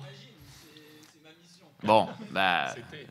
Il faut voir si ça se fait, si ça se généralise. On pourrait mettre en place un système un peu plus automatisé. Mais bon, en tout cas, voilà, les deux objectifs sont louables. La mesure fonctionne en évolution, donc elle devrait fonctionner aussi en niveau si elle a été appliquée correctement. Donc on verra bien si Paris et Lille le remet en place là à l'automne. Bonjour, moi je suis de Marseille, donc j'habite dans le 3e arrondissement, le quartier le plus pauvre de France. Voilà. La situation du logement dans ce quartier-là était assez catastrophique. Mais il y a eu de la construction de logements. Ça veut dire qu'ils ont construit 6000 logements, mais sans les infrastructures à côté de services publics, que ce soit les écoles et tout le reste. Donc parfois, on peut parler du logement, mais il faut parler aussi de ce qu'il y a autour. C'est une... voilà, bref. Je reviens sur certaines choses que vous avez dites, et après, je vais vous poser quelques questions. D'abord, sur l'IML, ce n'est pas la panacée. Je travaille dans une assoce qui a travaillé sur l'IML pendant 5 ans. Résultat, 800 000 € de dette. Voilà. Ça veut dire que l'association s'est mise en très grande difficulté à cause de l'IML. Donc, je ne sais pas, c'est peut-être dû au manque de financement étatique par rapport à l'IML, tout ça, parce qu'elles prennent en charge beaucoup de choses, et notamment les défauts financiers des locataires. Donc c'est pas la panacée non plus. On a une situation particulière à Marseille, parce que vous parlez des bailleurs sociaux, mais vous connaissez peut-être les bailleurs sociaux marseillais. Ils ont une sacrée histoire, ils sont très liés à la politique locale, notamment l'équipe Guérini, par exemple. Par exemple, vous parliez du DALO. Voilà. Je travaille dans une association, donc je m'occupe de bénéficiaires RSA. On a en ce moment, sur 1000 personnes qu'on suit, on en a 300 qui sont reconnus prioritaires DALO. Notamment certaines situations terrifiantes. Une femme, par exemple, avec 3 enfants, dont 2 en bas âge, et qui est prioritaire DALO le plus haut niveau. Elle a eu 2 propositions de bailleurs. Elle répond favorablement aux propositions. Elles sont attribuées, les logements ont été attribués à d'autres personnes.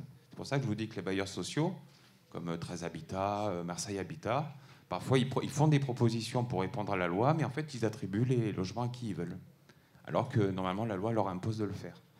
Donc là on est en train de faire plusieurs procédures, une quarantaine de procédures en justice pour que les gens puissent vraiment obtenir ces logements. Ensuite, bon, je voudrais vous poser une question, savoir est-ce que c'est le DALO et est-ce qu'il est prévu de le réformer dans la loi Elan, ou est-ce que c'est dans les objectifs du gouvernement à terme? Parce que vu où ils sont allés, pourquoi pas réformer le DALO aussi pendant qu'il y est. Ensuite, est-ce qu'il y a eu des objectifs de lutte contre les marchands de sommeil dans cette loi? Et enfin, est-ce qu'ils veulent modifier les procédures d'expulsion? c'est-à-dire les règles qui sont imposées dans les procédures d'expulsion pour les bailleurs. Voilà, c'est tout ce que je voulais dire. Merci. Il y a quelqu'un aussi dans le fond du coup, je te laisse répondre en attendant. D'accord. En quelques mots, sur le DALO, il n'y a pas d'évolution annoncée par le gouvernement. Le gouvernement précédent avait voulu supprimer la phase contentieuse à un moment. Il y avait eu un rapport qui proposait ça, en disant de toute façon ça ne sert à rien, ça engorge les tribunaux, etc. Donc on avait réussi à le faire reculer. On a fait adopter un amendement, c'est un peu comme les communistes, on en a fait adopter un, dans le projet de loi Elan au Sénat, qui élargit le DALO aux personnes en situation de handicap dans des logements inadaptés. Donc ça, c'est quand même pas si mal. Et voilà, donc ça rajoute dans la pile des ménages DALO qui ne seront peut-être pas relogés, mais qui seront aussi peut-être relogés. Donc c'est ce que vous disiez, je crois, sur il y a un peu d'optimisme aussi parfois à avoir, et c'est aussi le rôle du parc social, même si parfois il n'est pas très bien géré, et des procédures d'accès prioritaire au logement social. Le DALO, malgré toute son insuffisance, permet à certains de revenir sur le dessus du panier pour des raisons, parfois ils étaient en dessous pendant des années, pour des raisons de discrimination, ils n'ont pas tapé à la bonne porte, ou ils ont un passif avec tel ou tel bailleur, etc. Donc ça a au moins cet avantage-là. Sur l'intermédiation locative, effectivement, c'est pas la panacée, c'est assez mal financé. Donc les opérateurs associatifs qui se lancent dedans, qui souvent n'ont pas des reins très solides, parce que c'est des petits volumes, des petites associations peuvent prendre le bouillon, comme apparemment c'est le cas chez vous. Donc c'est pour ça qu'on avait remis un rapport à Sylvia Pinel pour mobiliser le parc locatif privé à des fins sociales, et notamment un des enseignements, c'était qu'il fallait mieux inciter les bailleurs privés à se lancer là-dedans et mieux soutenir les agences immobilières à vocation sociale qui font l'intermédiaire, parce qu'on a besoin de professionnels de l'immobilier et du social qui puissent justement faire les deux. Sur les droits de succession, ça fait partie de la fiscalité qui est la moins populaire en France et la plus surestimée. C'est une étude de l'OFCE qui a montré ça. Et les plafonds, quand même, à partir duquel vous commencez à payer un petit pourcentage, sont assez élevés par rapport à l'ensemble des héritages. C'est comme ça.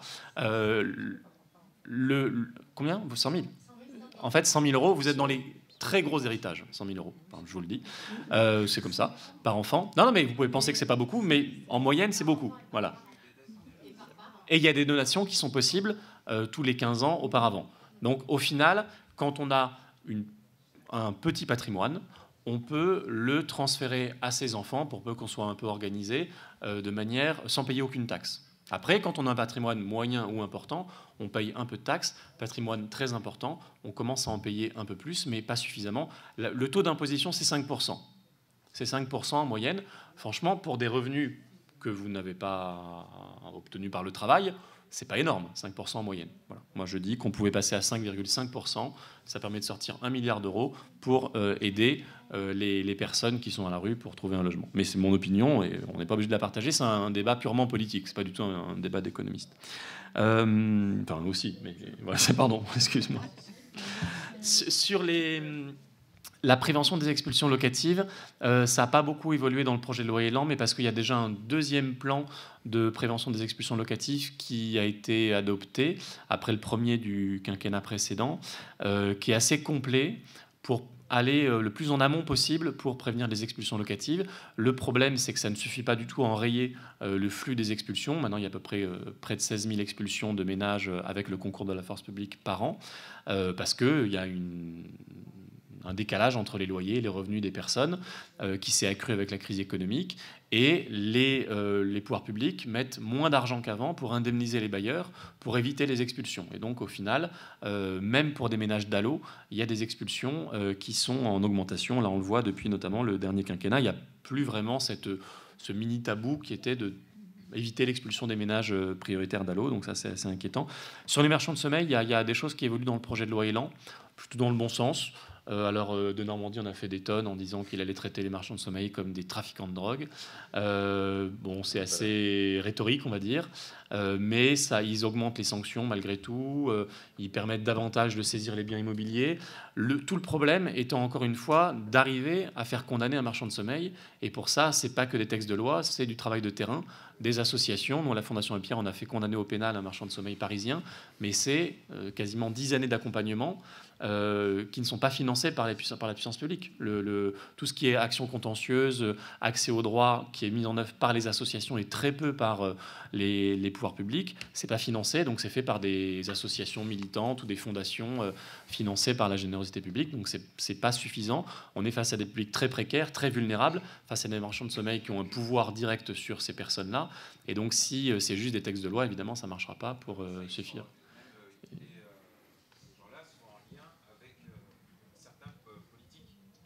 Ah ben tout à fait, non mais c'est des rapports de pouvoir, tout à fait. Alors, juste la meilleure façon de lutter contre les marchands de sommeil, c'est de produire suffisamment de logements abordables. Hein. Et dans ce cas, c'est pas en augmentant les sanctions ou quoi que ce soit. C'est tant qu'il y aura des gens qui pourront pas être logés correctement, soit dans le parc public, soit dans le parc privé. Hélas. Oui. Du coup, j'ai encore 3 questions. J'avais une double question. Alors juste pour, je vais me faire un peu l'avocat du diable, mais vu que je viens d'une famille qui est plutôt propriétaire que locataire, je me pose donc 2 questions. La première, c'est que c'est vrai que, alors moi, donc, ma famille, qui est le contexte que j'affronte tous les jours politiquement, a beaucoup de mal à accepter cet argumentaire du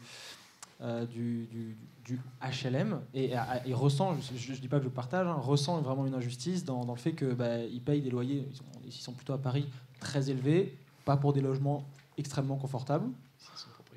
Et c'est vrai qu'ils ressentent une vraie injustice là-dessus.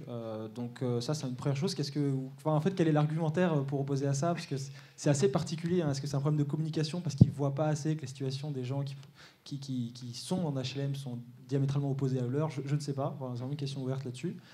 La seconde question, c'est, il me semble, j'arrive pas à retrouver le point, il me semble que dans l'avenir en commun, ou en tout cas dans un livret, il y avait un point pour éviter l'expulsion, quelque chose comme la prise en charge du loyer en cas d'impayé, je parle, d'une prise en charge du loyer alors, par quelconque collectivité, je ne sais pas si c'est l'État ou quoi, je ne me souviens plus. Est-ce que ce genre de solution est viable économiquement? Voilà. Oui. Du coup, vous voulez répondre sur la différence. Je vais presque répondre sur la première question, c'est que vous pouvez dire à votre famille qu'ils peuvent demander un logement social à Paris, parce que les gens qui ont des gros revenus ont beaucoup plus de chances d'en avoir que ceux qui ont des petits revenus. C'est vrai, parce que moi je suis dans une commission de désignation et pour avoir un logement pas cher, il faut avoir 45 points, puisqu'il y a la cotation, ou 30 points, 35, et pour avoir un logement dit PLS, avec 2-3 points, voire 10 points des fois, on a un logement PLS alors qu'on a des revenus de 5 000 € ou 6 000 pour un ménage.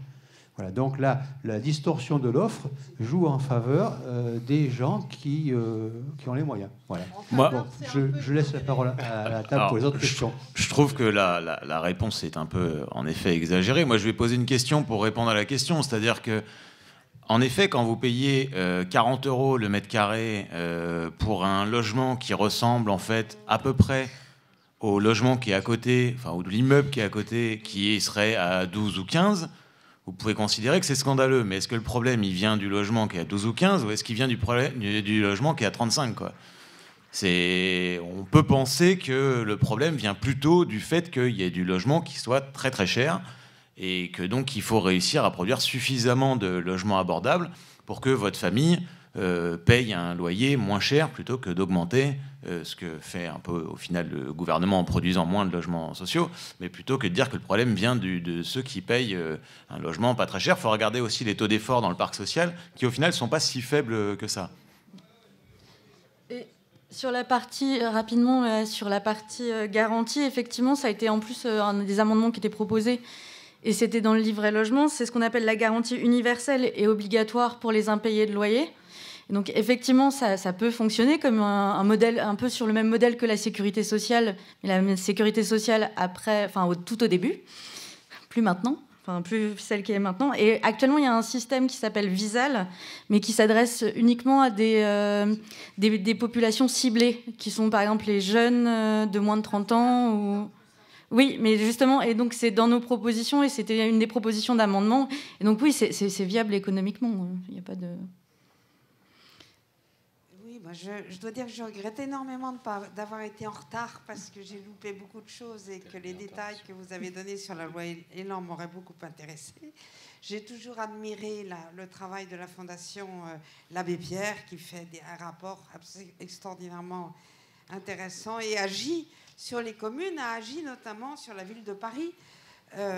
Et a fait évoluer les lois. J'ai rien compris, excusez-moi de vous le dire, sur votre protestation sur les normes, parce que Dieu sait que les architectes ont été empoisonnés par des normes appliquées de la même manière partout, les normes incendie, les normes des accès handicapés, et que effectivement de diminuer un petit peu le coût de la construction des logements, moi je pense, je vous dis ça, je pense ça depuis 40 ans, donc j'ai le droit de penser aussi,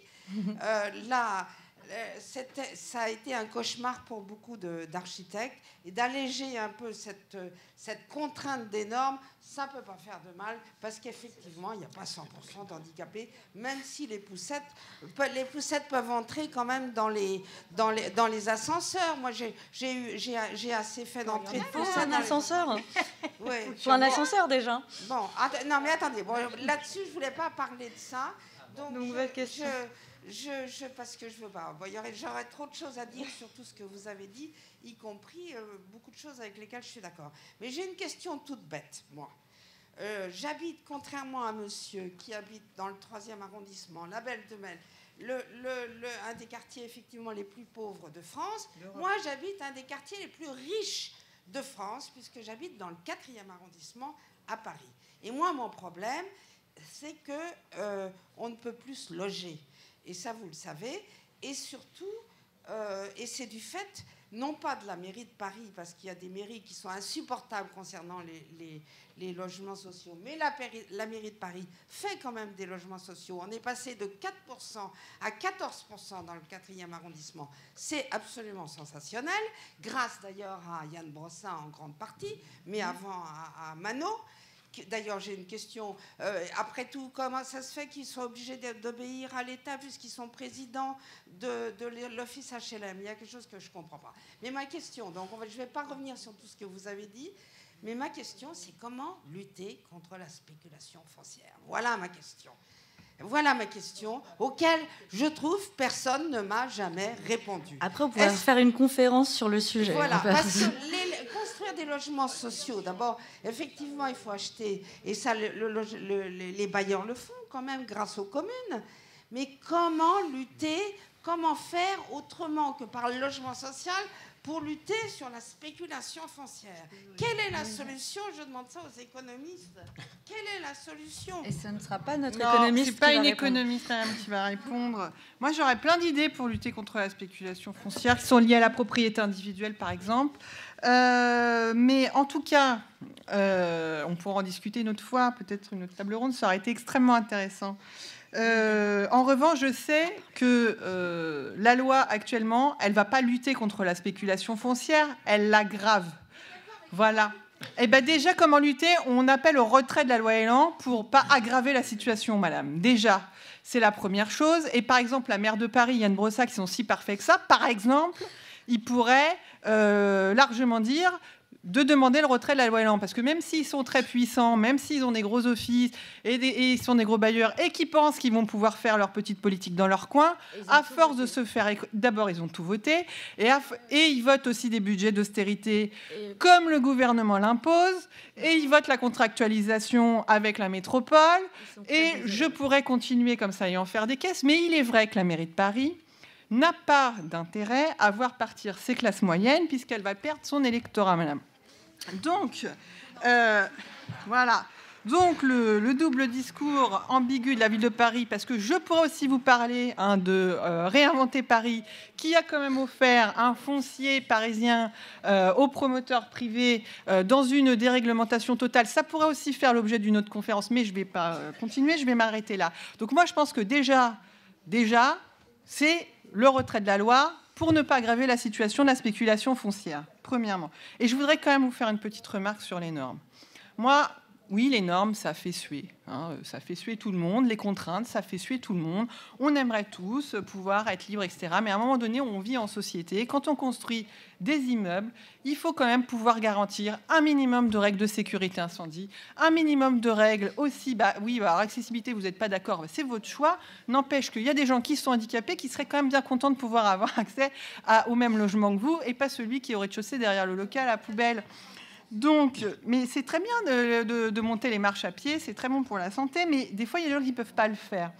Et puis, il y a les règles aussi élémentaires d'isolation thermique qui va vous permettre de payer moins cher vos charges, madame. Il y a les règles aussi de sécurité incendie qui va vous éviter de mourir dans votre logement si votre petit voisin il a joué avec les allumettes, comme ça s'est passé à Aubervilliers, 4 morts quand même il y a une quinzaine de jours. Voilà. Donc peut-être que les règles, ça fait suer, mais ça protège aussi. Ça protège énormément. Alors peut-être, oui, je suis une architecte iconoclaste parce que moi, je pense que les règles... Alors, ça fait aussi travailler notre intellect, c'est notre métier. Et moi, je considère que ça fait partie de mes compétences et de mon métier de savoir jouer avec les règles pour vous fournir le plus beau logement possible, en parfaite sécurité et avec le maximum de confort. Voilà. Émilie, donc du coup, oui, et c'est surtout qu'il va falloir qu'on pense à conclure puisqu'on arrive au terme du temps imparti. J'ai juste une réflexion à dire. Aujourd'hui, on est sur une norme de 10% qu'on n'est d'ailleurs pas en train d'atteindre pour l'accessibilité.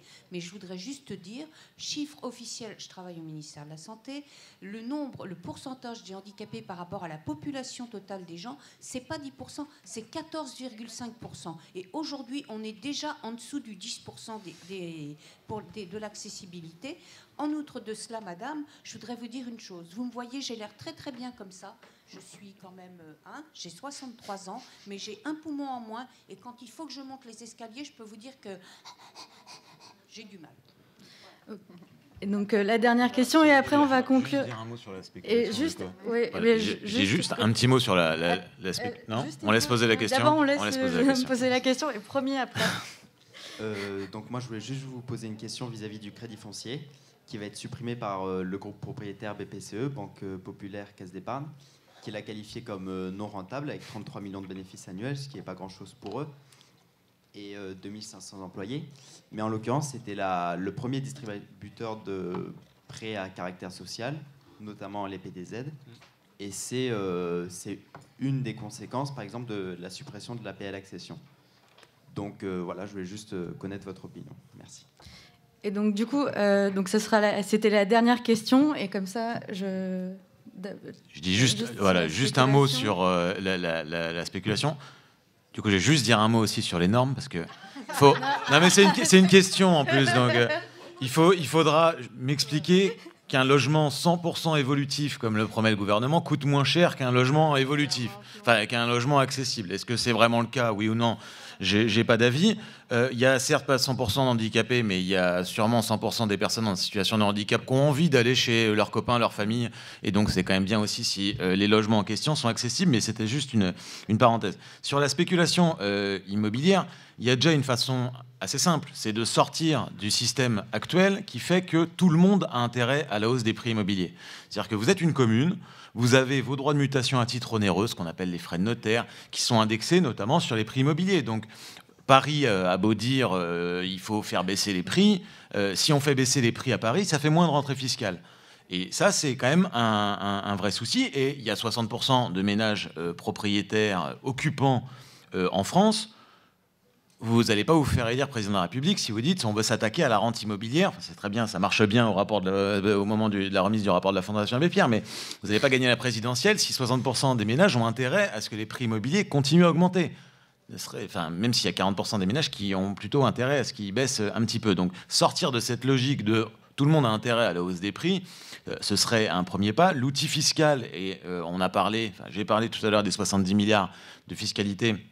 On sait que ces 70 milliards sont assez mal organisés et qu'il y a 2 tiers qui pèsent sur ce qu'on appelle les mutations et l'investissement, enfin 1 tiers qui pèse sur les mutations et l'investissement et 2 tiers qui pèsent sur la détention. Moi, je pense que l'une des pistes, c'est quand même réfléchir et ne taxer que la détention, c'est-à-dire que quand vous êtes propriétaire immobilier à Paris, à l'heure actuelle, vous payez une taxe foncière qui est dérisoire par rapport à ce qu'elle devrait être, eh ben, il faut augmenter la taxe foncière du propriétaire à Paris. Par contre, il faut supprimer les droits de mutation à titre onéreux pour faciliter justement la mobilité résidentielle. Et donc, sans forcément augmenter les 70 milliards, parce que c'est pareil, vous n'allez pas gagner une présidentielle en disant que vous allez augmenter la fiscalité sur le logement, mais en tout cas, mieux organiser ces 70 milliards et faire peser plus de la fiscalité sur la détention que sur les mutations et l'investissement, dans un contexte où on n'a pas assez de mutations et on n'a pas assez d'investissement, ça semblait être le b.a.-ba. C'était juste quelques pistes comme ça, un peu de réflexion. Sur le crédit foncier, je laisse répondre. Le crédit foncier, un petit mot. Et puis après, je vous demanderai, j'hésite quand même à vous demander un petit mot de la fin, parce que c'est un petit mot de la fin après que je vous demande. Oui, non, sur le crédit foncier, je ne connais pas plus que ça. J'ai vu avec regret la disparition de cet outil qui était quand même très utile dans le cadre de l'accession sociale à la propriété. Et souvent, quand on dit qu'on fait de l'accession sociale à la propriété, on fait des cadeaux fiscaux, souvent à des ménages assez aisés. C'est ce qu'a fait par exemple Nicolas Sarkozy avec la loi TEPA, où il a ouvert les vannes à tout le monde juste parce qu'on achetait un logement. Au moins, là, on avait un outil qui permettait de flécher des crédits vers des personnes à bas revenus qui voulaient devenir propriétaires. Donc, pourquoi est-ce que c'est à cause de la suppression de l'APL accession que ça a été supprimé ? Je ne sais pas, ça m'a l'air un peu disproportionné, mais c'est possible. Donc, si c'est vraiment à cause de ça, je ne me suis pas plus renseigné que ça, mais ça fait partie des dérives de BPCE, mais il y en a d'autres, où là, il y avait quand même un outil intéressant d'utilité publique, et c'est quand même dommage pour les salariés, notamment du crédit foncier, que ce soit supprimé. Du coup, je vais vous demander un tout petit mot de la fin pour conclure. Je vais commencer par Émilie, du coup. Non, moi, je pense que tout a été dit, et je vous invite à tous manifester le 12 septembre pour appeler au retrait de la loi Elan. Voilà. Alors, moi, un petit mot de la fin sur quelque chose qui a été dit et que je pense qui est important. Je serai militant, insoumis ou autre. Je n'opposerai pas les aides à la personne avec les aides à la pierre.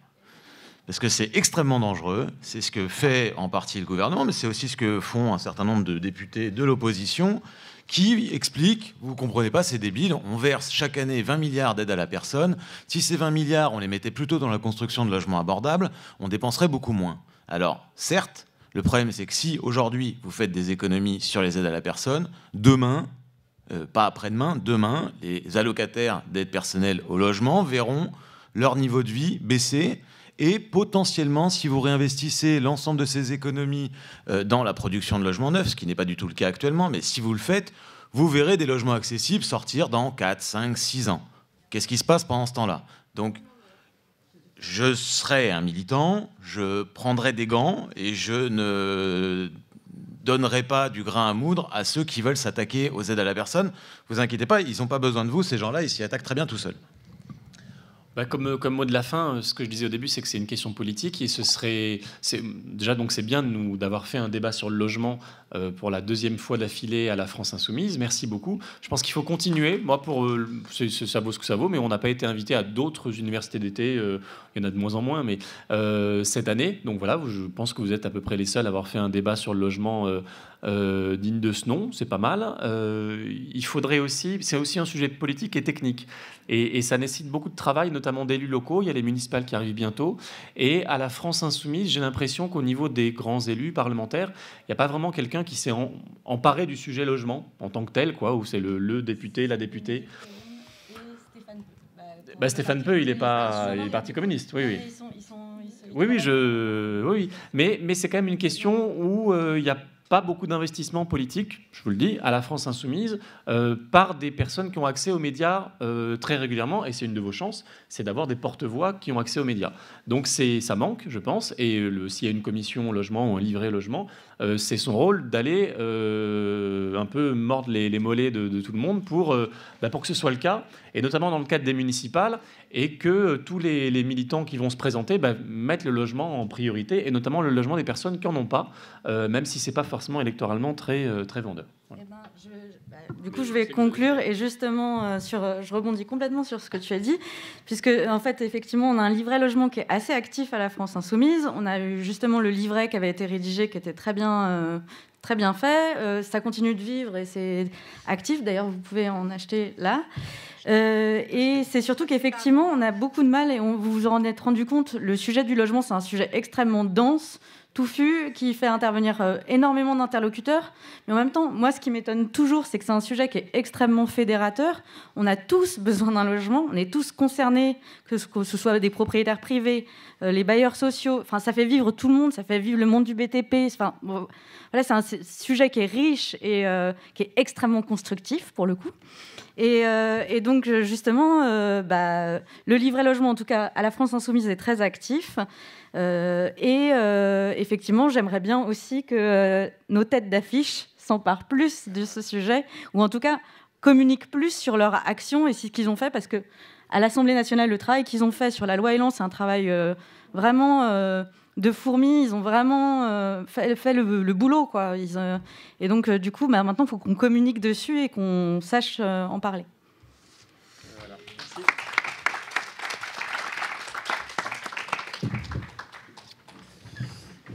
C'est vrai que les logements étaient de très bonne qualité.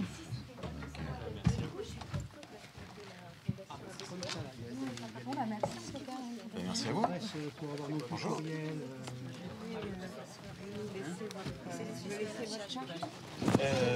Alors, j'ai pas ma carte, mais je peux vous donner mon mail si vous voulez. Sur la spéculation immobilière,